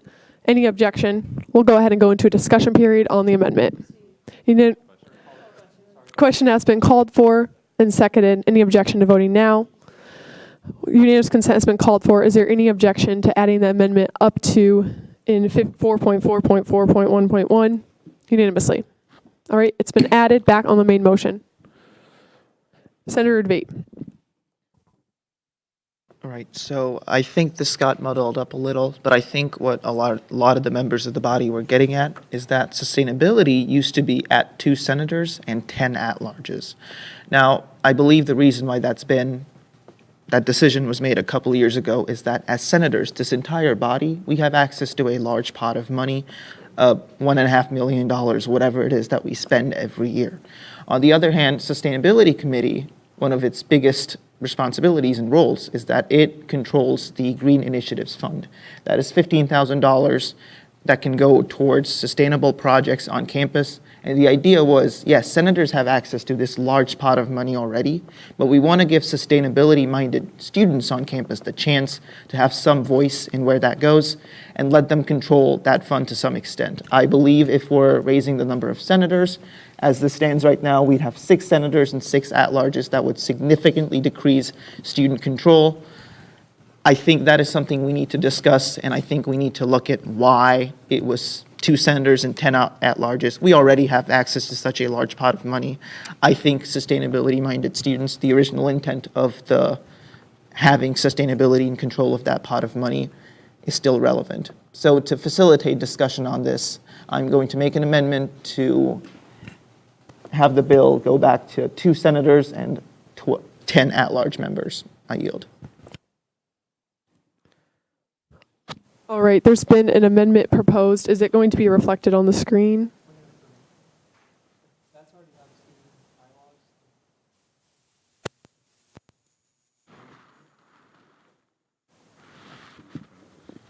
Senator Debate. So when we're working on a bill, we make an amendment, so in case the bill passes, it would not change anything. So I suppose I can make an amendment to just strike out the line. Yes, that would be a simpler way of doing it, so. Is that your motion then too? I would like to change my motion to say that if the body doesn't object. Right. Is there a second to Advait's motion to strike what's reflected on the screen, 5.10.3? All right, we'll go ahead and go into a discussion period on that. Is there any discussion on that particular amendment? Senator Blythe. Senator Advait, I think to just strike it entirely kind of defeats the purpose of the bill, as it seems like it's trying to, as you can correct me if I'm wrong, Senator DeVore, but it seems that the purpose of this bill is meant for to increase, senator overall, activity in our committees, and our committees have been very limited, so people trying to get in have since. And honestly, considering that sustainability committee is also the most popular of the committees, it has the least amount of seats. Like diversity and inclusion is having 14, student initiatives 13, public relations 14. They're pretty high up there, and the fact that our most popular committee is being forced to have the least amount of senator numbers. I would suggest maybe instead of striking out entirely, just increase the at-large members, make an amendment to increase the at-large members back to the original number, since it is the most popular of them and it has the most authority. Why not just increase that? Solves everyone's problems. I guess I yield. Senator Carter.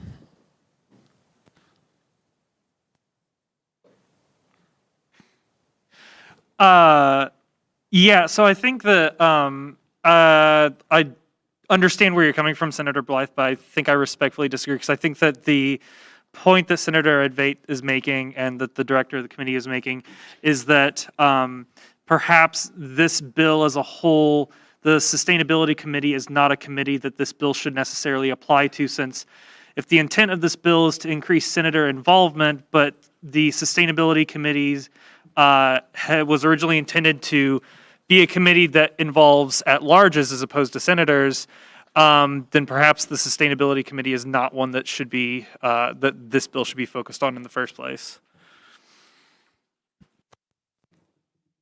Senator Philippi.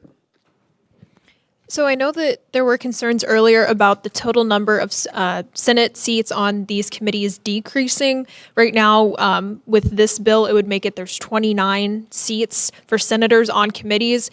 If making this decrease would take it down to 25, and so I think it needs to stay how it is. Senator Strickland. This is probably more just a little bit of a general question, but to the Sustainability Committee, when you are looking to add at-large members, do you field applications? How many people do you think you have to turn away due to is this a popular enough committee that you are turning away applicants every year? Yes. Okay, that's all. Moving on to Speaker Weathers. I I think a discussion about what the sustainability committee was originally intended for may not be relevant right now. I think what's relevant is what we want sustainability committee to be as a body right now. I don't think the work that the committee can do is diminished by keeping the number the same but increasing the amount of senators. If anything, in theory, a senator should be more able to represent the body than any one individual, assuming that they reach out to their constituencies, assuming that they were elected, assuming that they work and do their due diligence in their job. So I'm not in favor of the amendment. I think more senator involvement on a student government committee is generally a good idea. I yield. Senator Claiborne. Extending what Speaker Weathers said, obviously previously stated multiple times by Director Smith, they would like to have more senators because, as everyone is saying, it is the most popular committee that new senators want to be a part of. So if we keep it the same, we are just diminishing the senator involvement because, as we previously stated multiple times, it is the most popular committee. Question has been called for and seconded. Is there any objection to voting now on the amendment? All right. We'll go ahead and go into a voting period. We're going to do a placard vote for this one. So please vote yes, no, or abstain. We'll begin with yeses. Please hold them high. You're voting yes. Noes.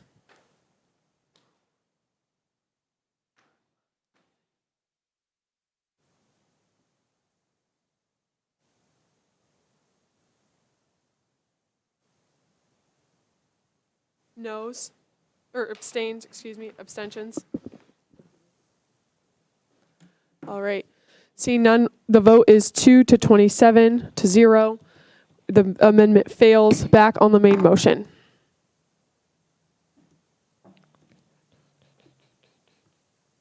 Senator Rizvik.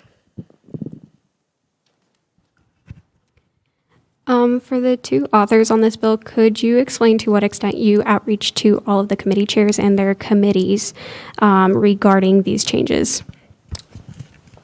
I would love to. So I gathered a statement from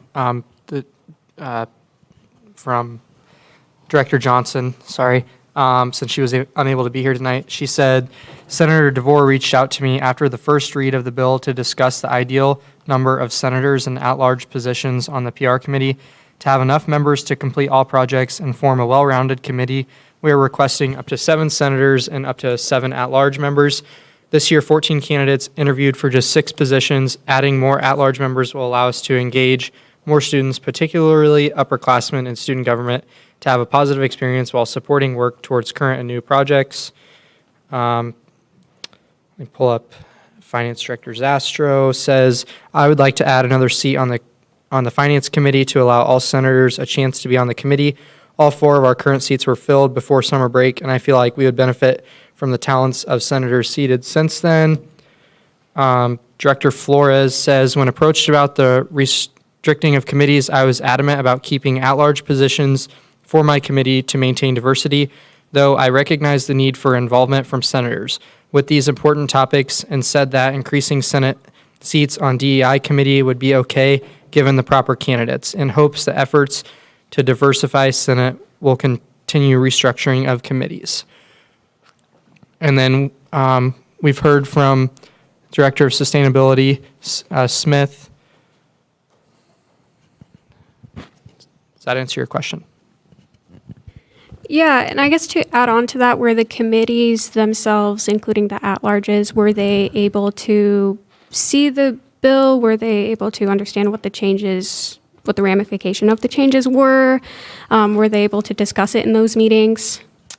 The bill has been public for 2 weeks now. Yeah, but were they outreach to, did you connect with them and touch base that, hey, these at-large seats are decreasing? No, we only reached out to directors of the committees. I'd also exemplify that any decreases on the number of seats on a committee are not going to take place immediately. Okay. Do you know whether or not the committee chairs had spoken to their committees about the changes? I do not. Okay, thank you. Senator Simmons. Yeah, I'd like to move to amend the fifth ordered clause so that it reads, the Sustainability Committee shall be composed of up to 6 senators and 10 at-large members. Is it going to be reflected on this screen there? All right. It's been a motion there's been an amendment, motion for an amendment in a second. Is there any objection? Go into a discussion period on that.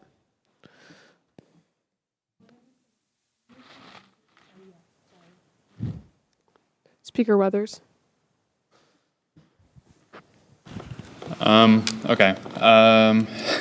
So I don't know if I'm initially in favor of the amendment. I don't know how much is being gained. Obviously, we're getting more perspectives in. But for every person you add to a committee, obviously that takes away some of the strength of a committee. The strength of a committee being a small group of people who can narrowly focus on issues and get work done efficiently together. Whether or not 4 people is a big detriment to that goal is up to you. I don't think it's necessary to add 4 more people. I think sustainability functions pretty well right now at 12. Yeah, I yield. Senator Simmons. Yeah, I agree with you in a sense, Speaker Weathers, but I don't think it's fair to penalize people who want to get it, like students who want to get involved with Sustainability Committee by decreasing their number by 4. And I just also want to point out that Sustainability Committee has the lowest, right now, the lowest number of seats with 12. And since this is a very popular committee, no. As it would read if we pass this bill, it would be 12, whereas student initiatives reads 13, public relations 14, and so on. And so I don't think that's, since it is a popular committee, I don't think that's necessarily fair.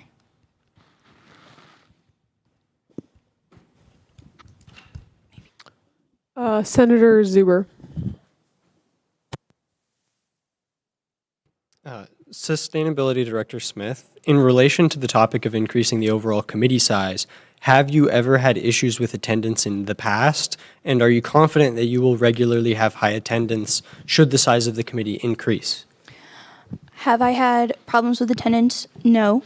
And can you repeat the other questions? I'm sorry. Are you confident that you will regularly have high attendance should the size of the committee increase to what is reflected? Yeah.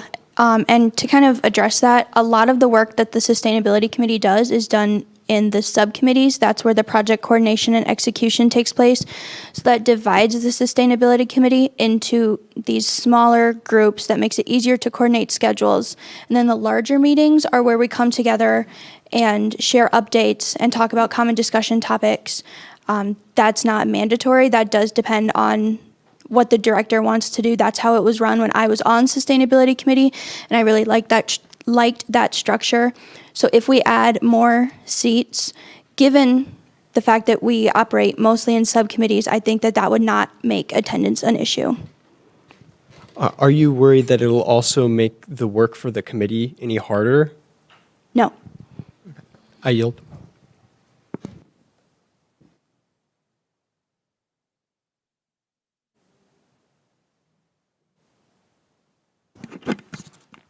I guess speaking from the finance side of this, a lot of the green initiatives funding applications in the past have come from at-large members of the sustainability committees, and these subcommittees, it comes directly from those. I think keeping it at 10 would provide more members to be able to submit projects and applications for this fund that I would like to promote and like to see more stuff come out of. We've had a lot of stuff come out of that account. So I think having 10 and increasing the size of this committee would be a benefit. So I yield. Speaker Weathers. Yeah, I just wanted to say I was unfamiliar with the subcommittee structure. My issue wasn't strictly with scheduling. I think it's just my general philosophy and the general philosophy of committees in general, that a small committee can get things done quicker and more effectively. They don't have to deliberate quite as long. But I think if you have the subcommittee structure, though admittedly that's not codified, that's just up to the Director of Sustainability, you are able to have that sort of narrow acting, quick acting efficiency in a committee. So I guess 16 is a lot in a committee. I don't think it'll destroy the committee, so I won't die on this hill, but I yield.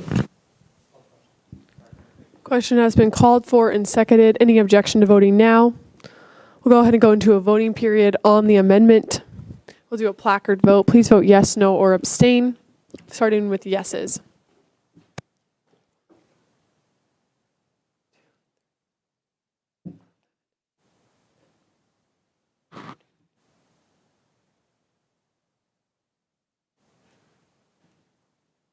Noes.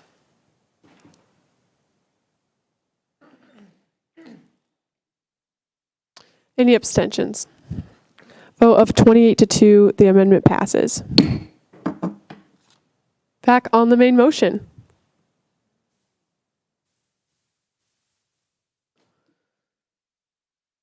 Senator Rios.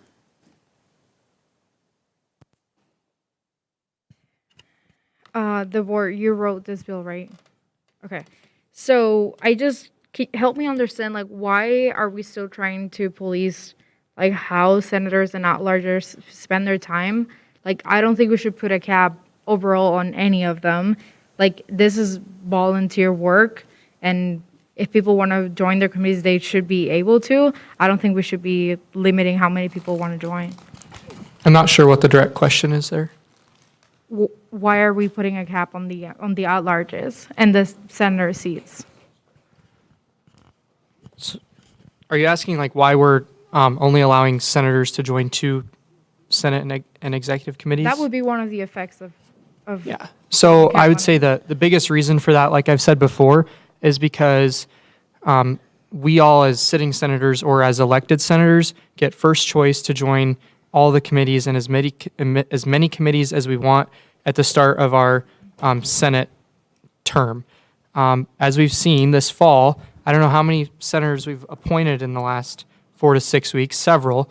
There's hardly any room left on any of our committees because we've all filled them.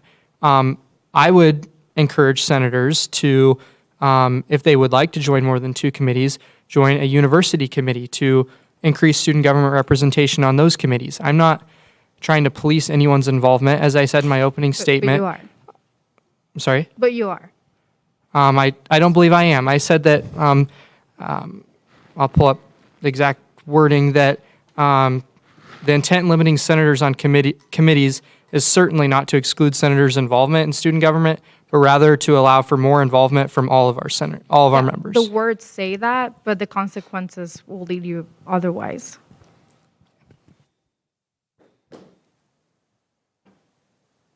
Senator Paulson. Just kind of in reply to that, I know at the beginning of the spring especially, it's gotten better now. I had a lot of trouble with not getting senators on my committee, so this bill would actually help a lot with committees that may not be as popular. I also don't think that this is dictating senators. I think that this is just allowing these committees and kind of giving guidelines to make sure that they are running as efficiently and as effectively as possible. Because at a point, like, if there were 30 members on a committee, or like 40, that's a little excessive. Like, I think that there has to be a number where the most can get done. Call the question on the bell. Question has been called for and seconded. Is there an objection? State your objection. Did you withdraw your question? Okay, Senator Rios. From like how I see it, if 30 or 40 people, which I don't think would happen, want to be in that committee, then we should let them. It's their time, and they should use it to better represent their constituents. Again, I don't think we should tell like senators what to do with their time. And if they're not interested Point in of the order. committee, then they're not interested in that committee. Point of order, Jermaine. She was supposed to state her objection. So this is on the objection. So we're debating the objection, whether or not we should continue to discuss this or not. Senator Rios, go ahead. Oh, before I asked if I could reply to her. Yes, continue. That was it. Okay.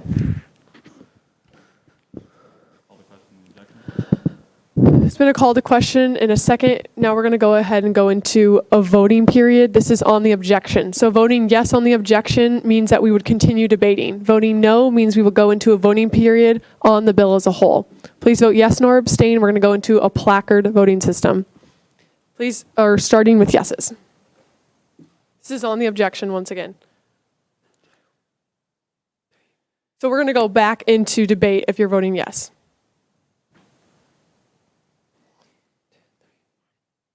Noes.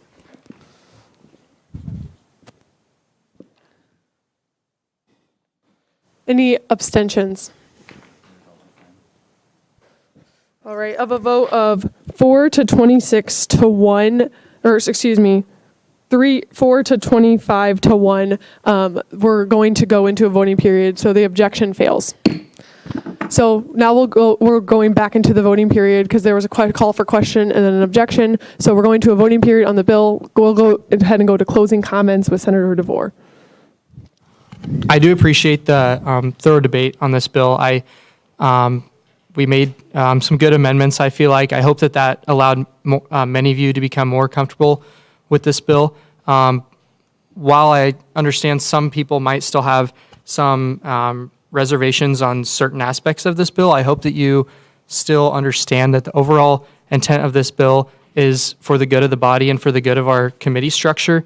By no means is the intent or the outcome of this bill to police any of us or our involvement in student government, just rather to redirect so that we can all be more involved in committees on student government. With that, I yield. All right, we'll go ahead and go into a voting period. We'll do a roll call vote for this one. Please vote yes, no, or abstain. We're on the bill as a whole. Please, starting with Edvate. Adagarla. Allrich.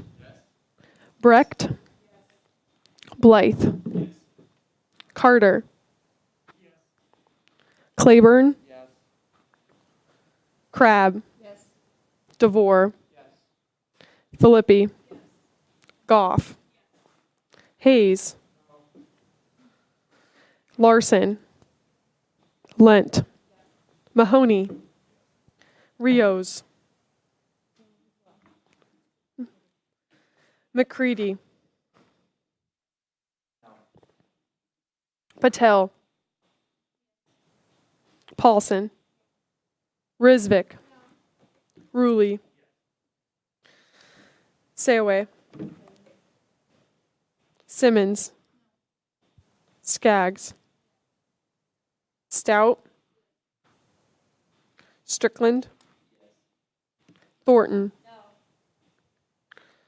Wigmeister. Weathers. Zuber. Rios. No, not during the vote.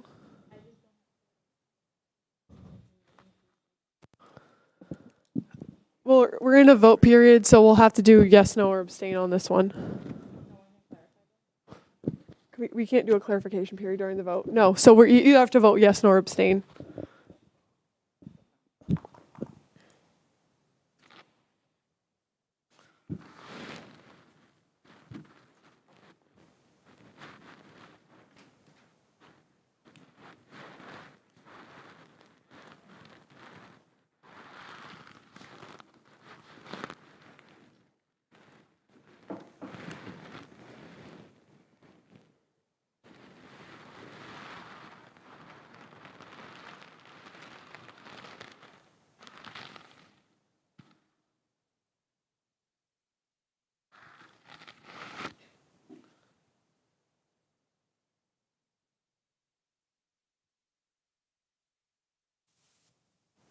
Of a vote of 22 to 7 to 1 and needing a supermajority, meaning over 2/3 vote, that is 73% of the vote. So 22 to 7 to 1, the bill passes.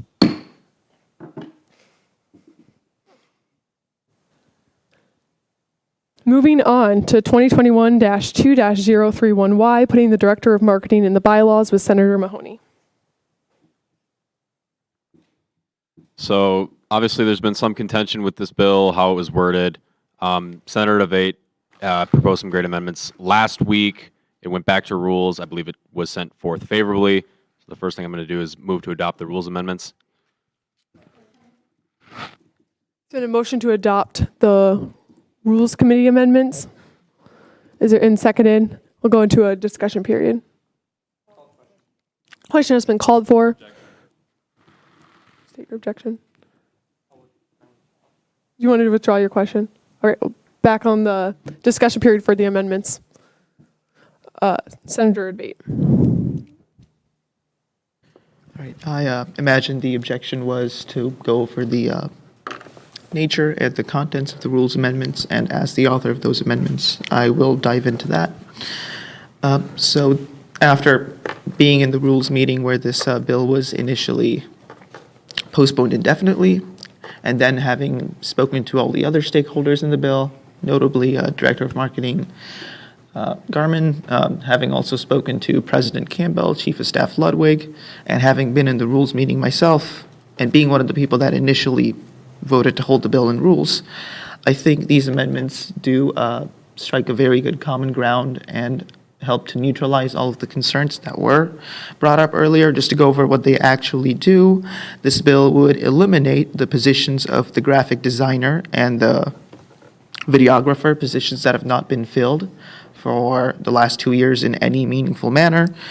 Those two would be moved under the current Director of Marketing, who is, as per my understanding and from my conversations, already carrying out and executing all of those duties. Further, it also adds in the responsibilities they have already taken upon themselves, such as developing marketing materials, publishing the monthly newspaper, as you must have noticed from your inbox, as well as seating them on the Public Relations Committee to replace the graphic designer, who did earlier have a voting role on the committee. So essentially, you can think of this as a graphic director plus, and then adding in the responsibilities that Bryce is already executing, and then changing the name from graphic designer to director of marketing to better reflect the role Bryce is already serving. I believe this bill is fulfilling the role of Rules Committee, which is to say our bylaws should reflect facts on the ground. The Director of Marketing is an ad hoc position that has existed for, I think, at least 2 administrations now. It is adding real value. If you have questions, do please send those to either the one administration. I stand corrected. Please do send questions to either of the involved stakeholders, but I do encourage you to vote yes on this amendment so we can talk about the bill as a whole as well. I yield. Question has been called for and seconded. Any objection to voting now? We're voting on the amendment right now. Unanimous consent has been called for. Is there any objection to adding the amendment unanimously? All right, the amendment's been added back on the main motion.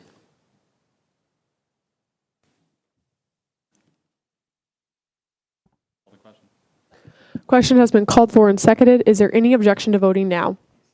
We'll go into closing comments now with Senator Mahoney. No closing comments. We'll go ahead and go into a voting period. This is going to be a roll call vote once again, since it is a bylaw change. Just kidding. We'll do either UC or placard vote. Unanimous consent has been called for. Is there any objection to passing this unanimously? All right. Moving on to 2021-2-034Y, allowing Finance Committee to approve line item transfers with Senator Rulli. Yeah, so the intent of this bill is to allow Finance Committee, like I said, to approve any line item transfers and carryover requests without having it go through Senate. This would allow more flexibility for finance and for the representatives of clubs. It looks like Mason's got some stuff to say, so I'll let Mason speak more on it. I'm just here if there are any questions. I figure there might be some for me. Okay. I guess then I'll state that one of the amendments. This is 9.6.1.4.1. That's the top one of the second page. The Finance Committee shall have the authority to submit any line item transfer to Senate. This gives Finance discretion that if there are things that are being funded in the line item transfer that are a like case by case basis, or we think Senate should have a discussion about whether we should fund that. This gives Finance essentially the authority to send it favorably, unfavorably, or no bias. I guess that's all I have to say. I yield. Do you yield to Finance Director Zastro? Okay.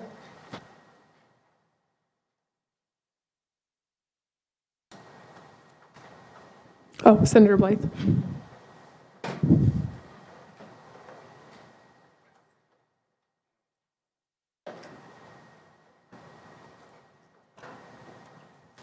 Speaker Weathers, do you mind elaborating on the rules, why rules decided to scrap that section, that whereas section of the bylaw of the bill there? Yeah, I guess it's technically probably not germane because the amendment hasn't been made yet. Yeah. All right, I motion to adopt Rules Committee amendments. Second. There's been a motion to adopt the Rules Committee amendments in a second. Is there any objection? Go into a discussion period on the amendment. No. Question has been called for, and is there objection? Do you withdraw your call to question? Sure. Okay. Okay, yeah, I just wanted to make sure that you understood the reasoning for the Rules Committee amendment before we proceeded any further. Rules Committee just thought it was inaccurate to say that Senate was a rubber stamp on anything that Senate does, so that's why we removed that whereas clause. Finance Director Zastro. Would you take it as I don't know if I can propose friendly amendments. Can you change the and in the previous whereas clause to therefore?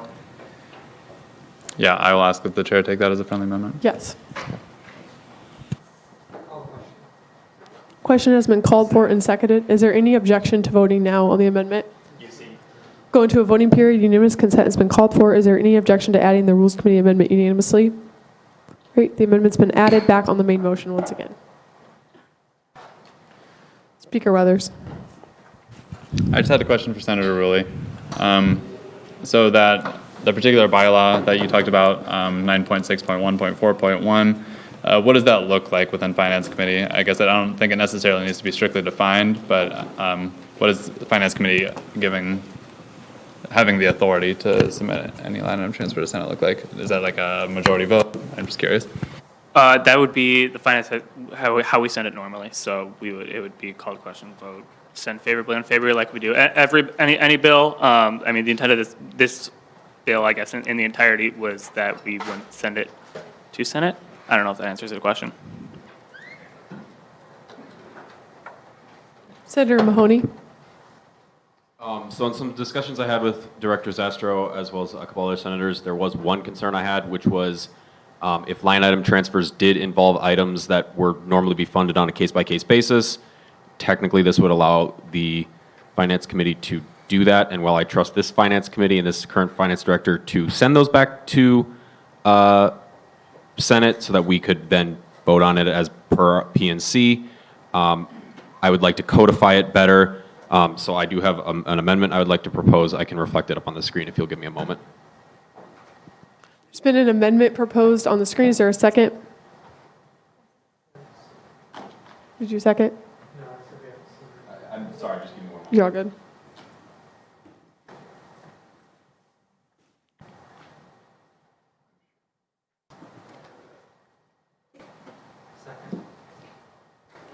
All right, there's been an amendment proposed reflected on the screen in a second.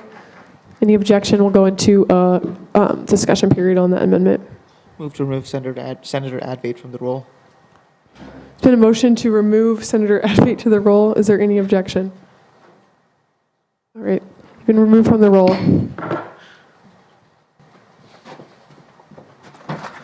Senator Mahoney. Yeah, so I've got it up there now. It basically just inserts the little line that if there is any item involved in the line item transfer that is listed in PNC as being funded on as a case-by-case basis, it must be sent back to Senate for approval. I worked with Avate and a couple others on getting the exact wording and the exact location of the bylaw right. So, Senator Rulli. I guess then this would make the amendment on the bottom, the 9.6.1.5.1 redundant, as that was, if you're trying to elaborate more on when it is sent, I think that that amendment doesn't need to be there. So I guess I will move to remove amend the amendment to remove 9.6.1.5.1. That's the Finance Committee shall have the authority to submit any line item transfer to Senate.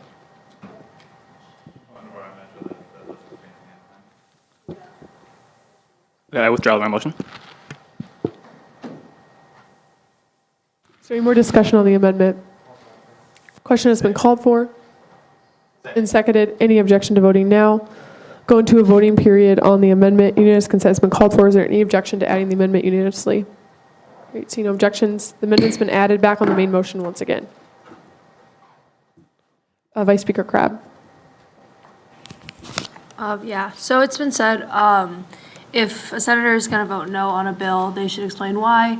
I don't have a very tangible reason for the Senate, but I don't like this bill just because I do trust our finance team right now, but there are in the future, this does kind of scare me. And also I do like to see the line item transfers go through Senate just to know like what we're funding and what's happening. So that's my reason on why I'm probably voting no on this bill, but yeah.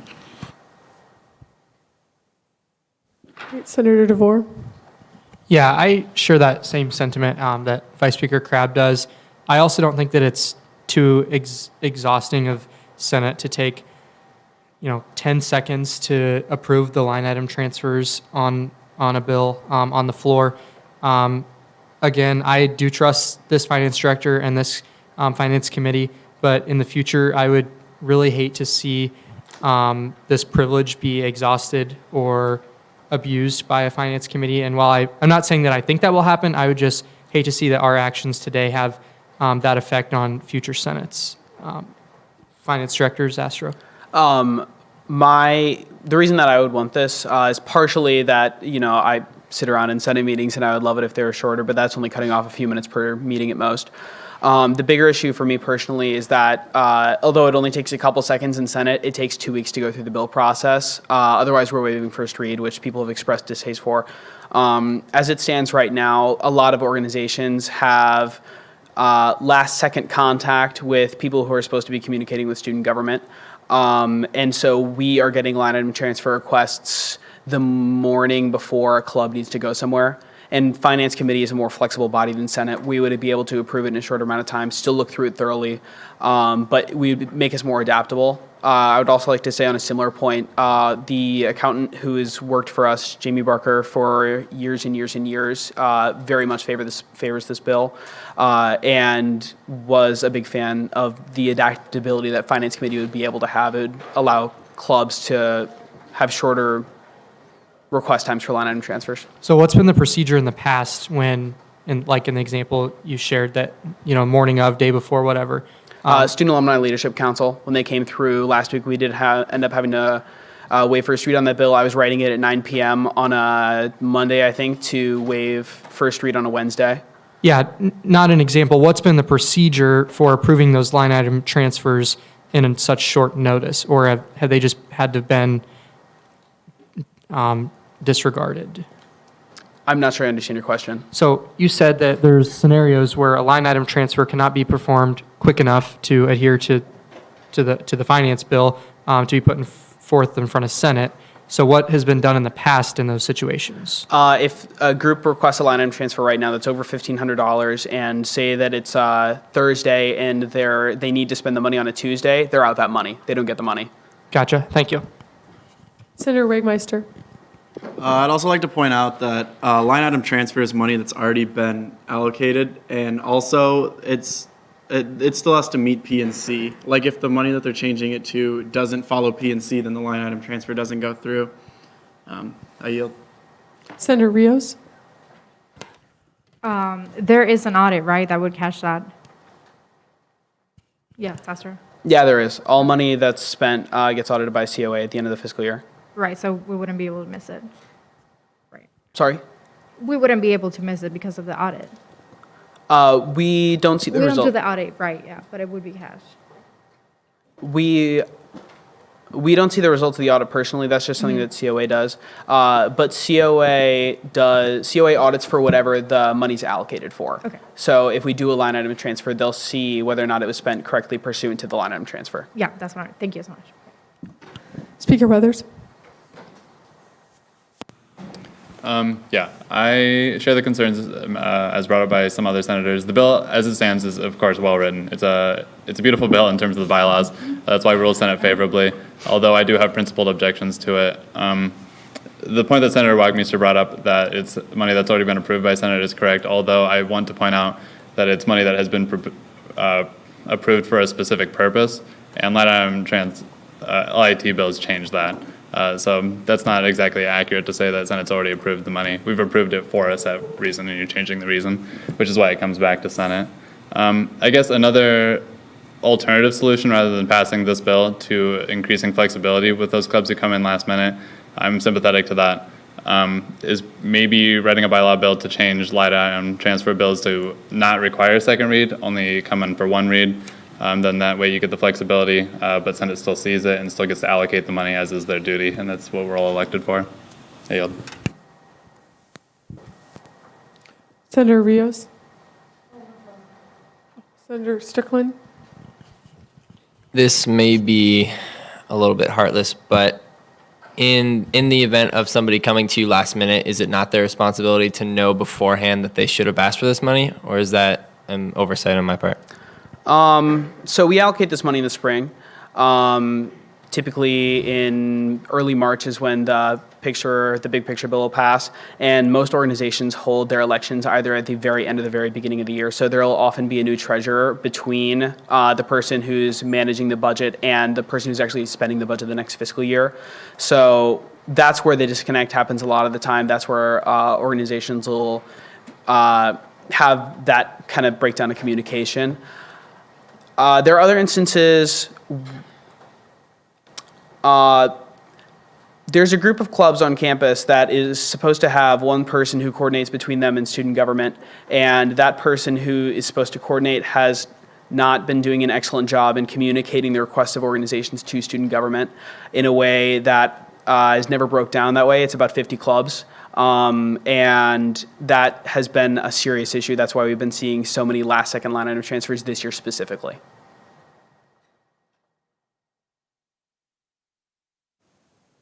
So the issue being the quick turnaround of adding new staff like to the club individually is where most of the disconnect happens.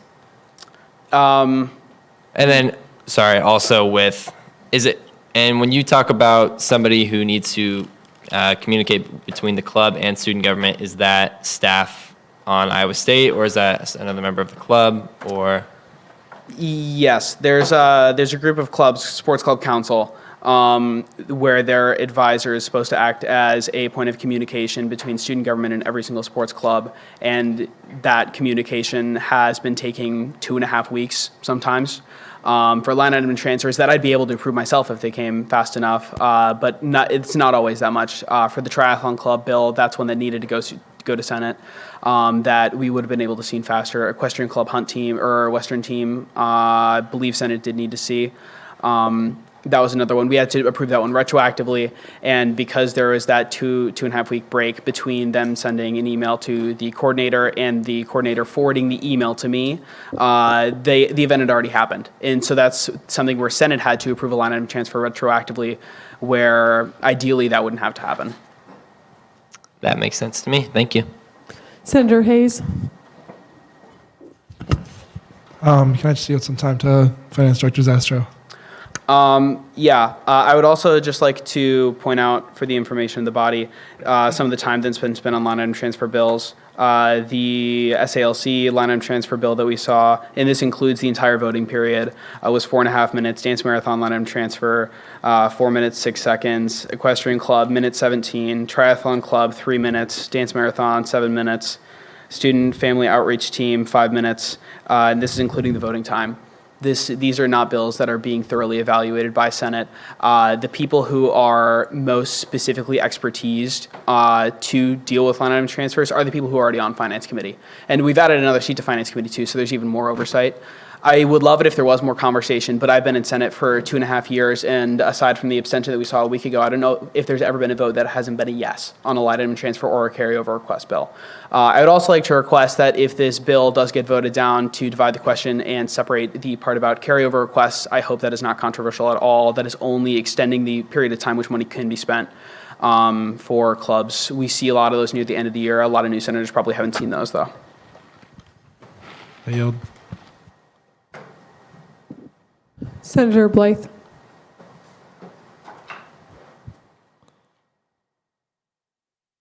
I'd like to first motion to add Senator Evade back into the roll. All right, any objection? All right, Senator Evade's been added to the roll. Just a reminder, it is 9:45 p.m. The MU closes in 15 minutes, so we will want to wrap up debate because we will have to leave in 15 minutes or less. Speaker Weathers.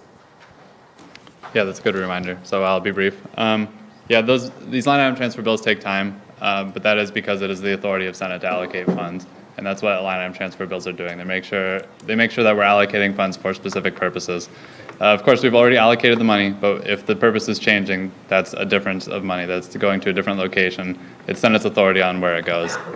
So that's why these take time. Of course, it doesn't take very long, and I do, of course, trust Finance Committee's expertise.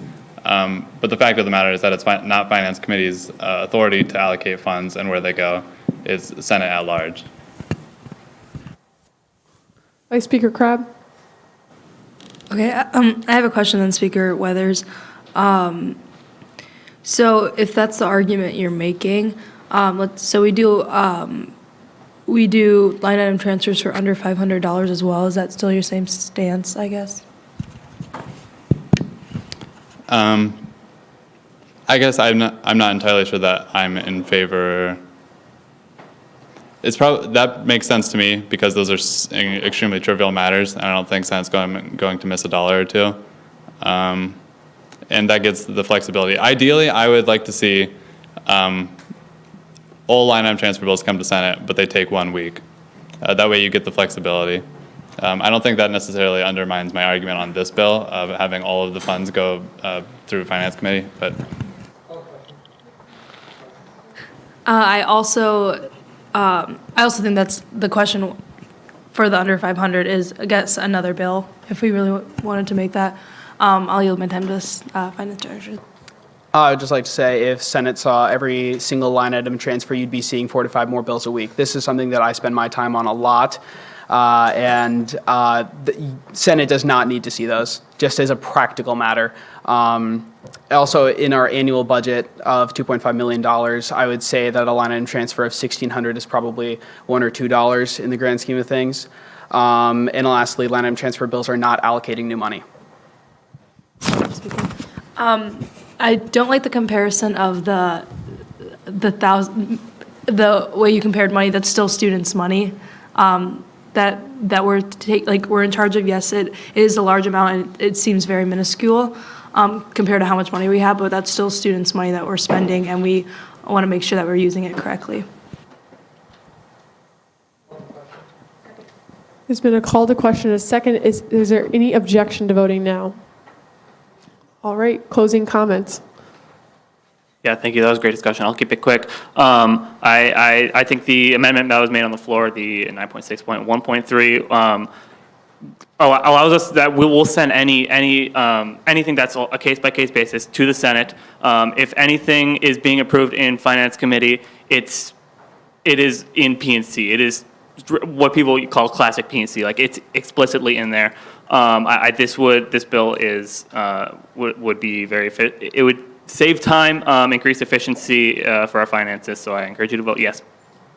All right, we'll go ahead and go into a voting period. We're going to do a roll call vote for this one. Please vote yes or abstain once I say your name and vote. Adagarla. Ulrich. Yes. Brecht. Yes. Blythe. Yes. Carter. No. Claiborne. Yes. Crabb. No. DeVore.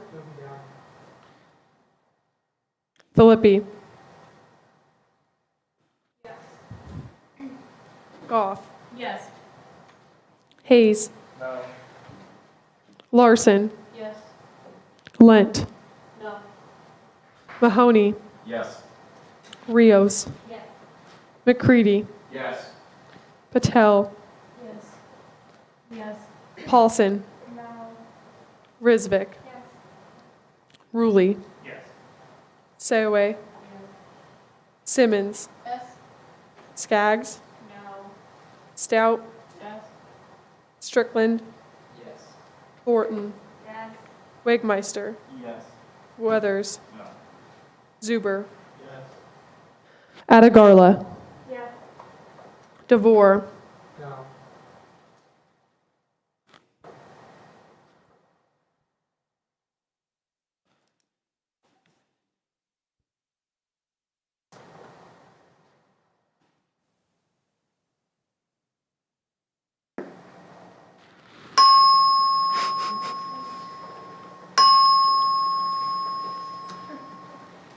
Good evening, Memorial Union guests. The Memorial Union will be closing in 10 minutes. Once again, the Memorial Union will be closing in 10 minutes. Thank you for visiting the Memorial Union. All right, so this also requires a supermajority vote, correct? So of a vote of 21 to 8 to 1, with yeses taking 70% of the vote, the bill passes. Thank you. All right, moving on to new business, 2021-2-038F, funding gaming and esports club with Senator Zuber.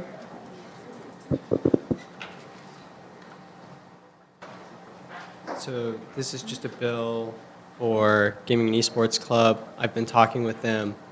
They had a conference, the Overwatch team had a conference, or not a conference, a competitive trip to Chicago that they were planning on taking.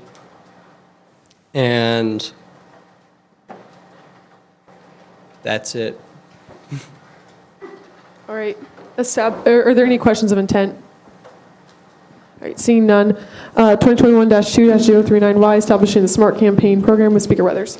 I will yield my opening privilege to Senator Risvik for this. Okay, so I'm just going to briefly explain why Weathers is the author of this bill. The Speaker has to author all election code bills from some changes that were made last year. This has been a bill that's been in a year of making. Essentially what it does is establish a program for the elections where candidates and slates can essentially gain kind of like points for using sustainability. Sorry, I can't like focus. It's just like when there's a lot of sound, I just like. Anyways, if you have questions, just direct them to Senator Seth and I. We collaborated on this with Election Commission and then also Sustainability Committee. Again, it's been a year in the making. We also did a survey with student government members last year. So obviously, if you weren't here last year, you wouldn't have seen that survey, but most people indicated that they wanted some sort of initiative like this in the student government elections. So yeah, don't hesitate to reach out about it. Thanks. Any questions of intent? Seeing none, moving on to 2021-2-040F, funding the multicultural town hall with Senator Claiborne. As Senator Atagarla said, we're having another town hall, and this is just funding it. Any questions of intent? Right, seeing none, moving on to funding the Multicultural Creek Council with Senator Claiborne. And then this is a bill to just fund Multicultural Creek Council and an event that they're holding. All right, that looks like all for new business, so we'll move on to closing announcements. President Campbell. If you did not have a chance to sign this, I'm going to drop it in the mail before walkers and do a voting card. No one's obligated to sign this in the council. I'll pass it back here. Senator Risvik. I would just like to say that if you are working on a bill that has that affects other committees, that maybe we should be collaborating with them and bringing them into committee meetings so that way we can get their input.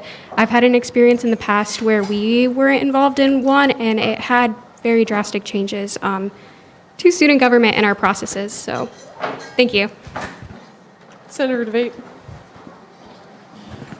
Your lectures update for this week is online because time is short. Please go to lectures.iastate.edu. All of our upcoming lectures are neatly presented in order. And also, we have open seats on the Committee on Lectures for all of our new inductees in Senate.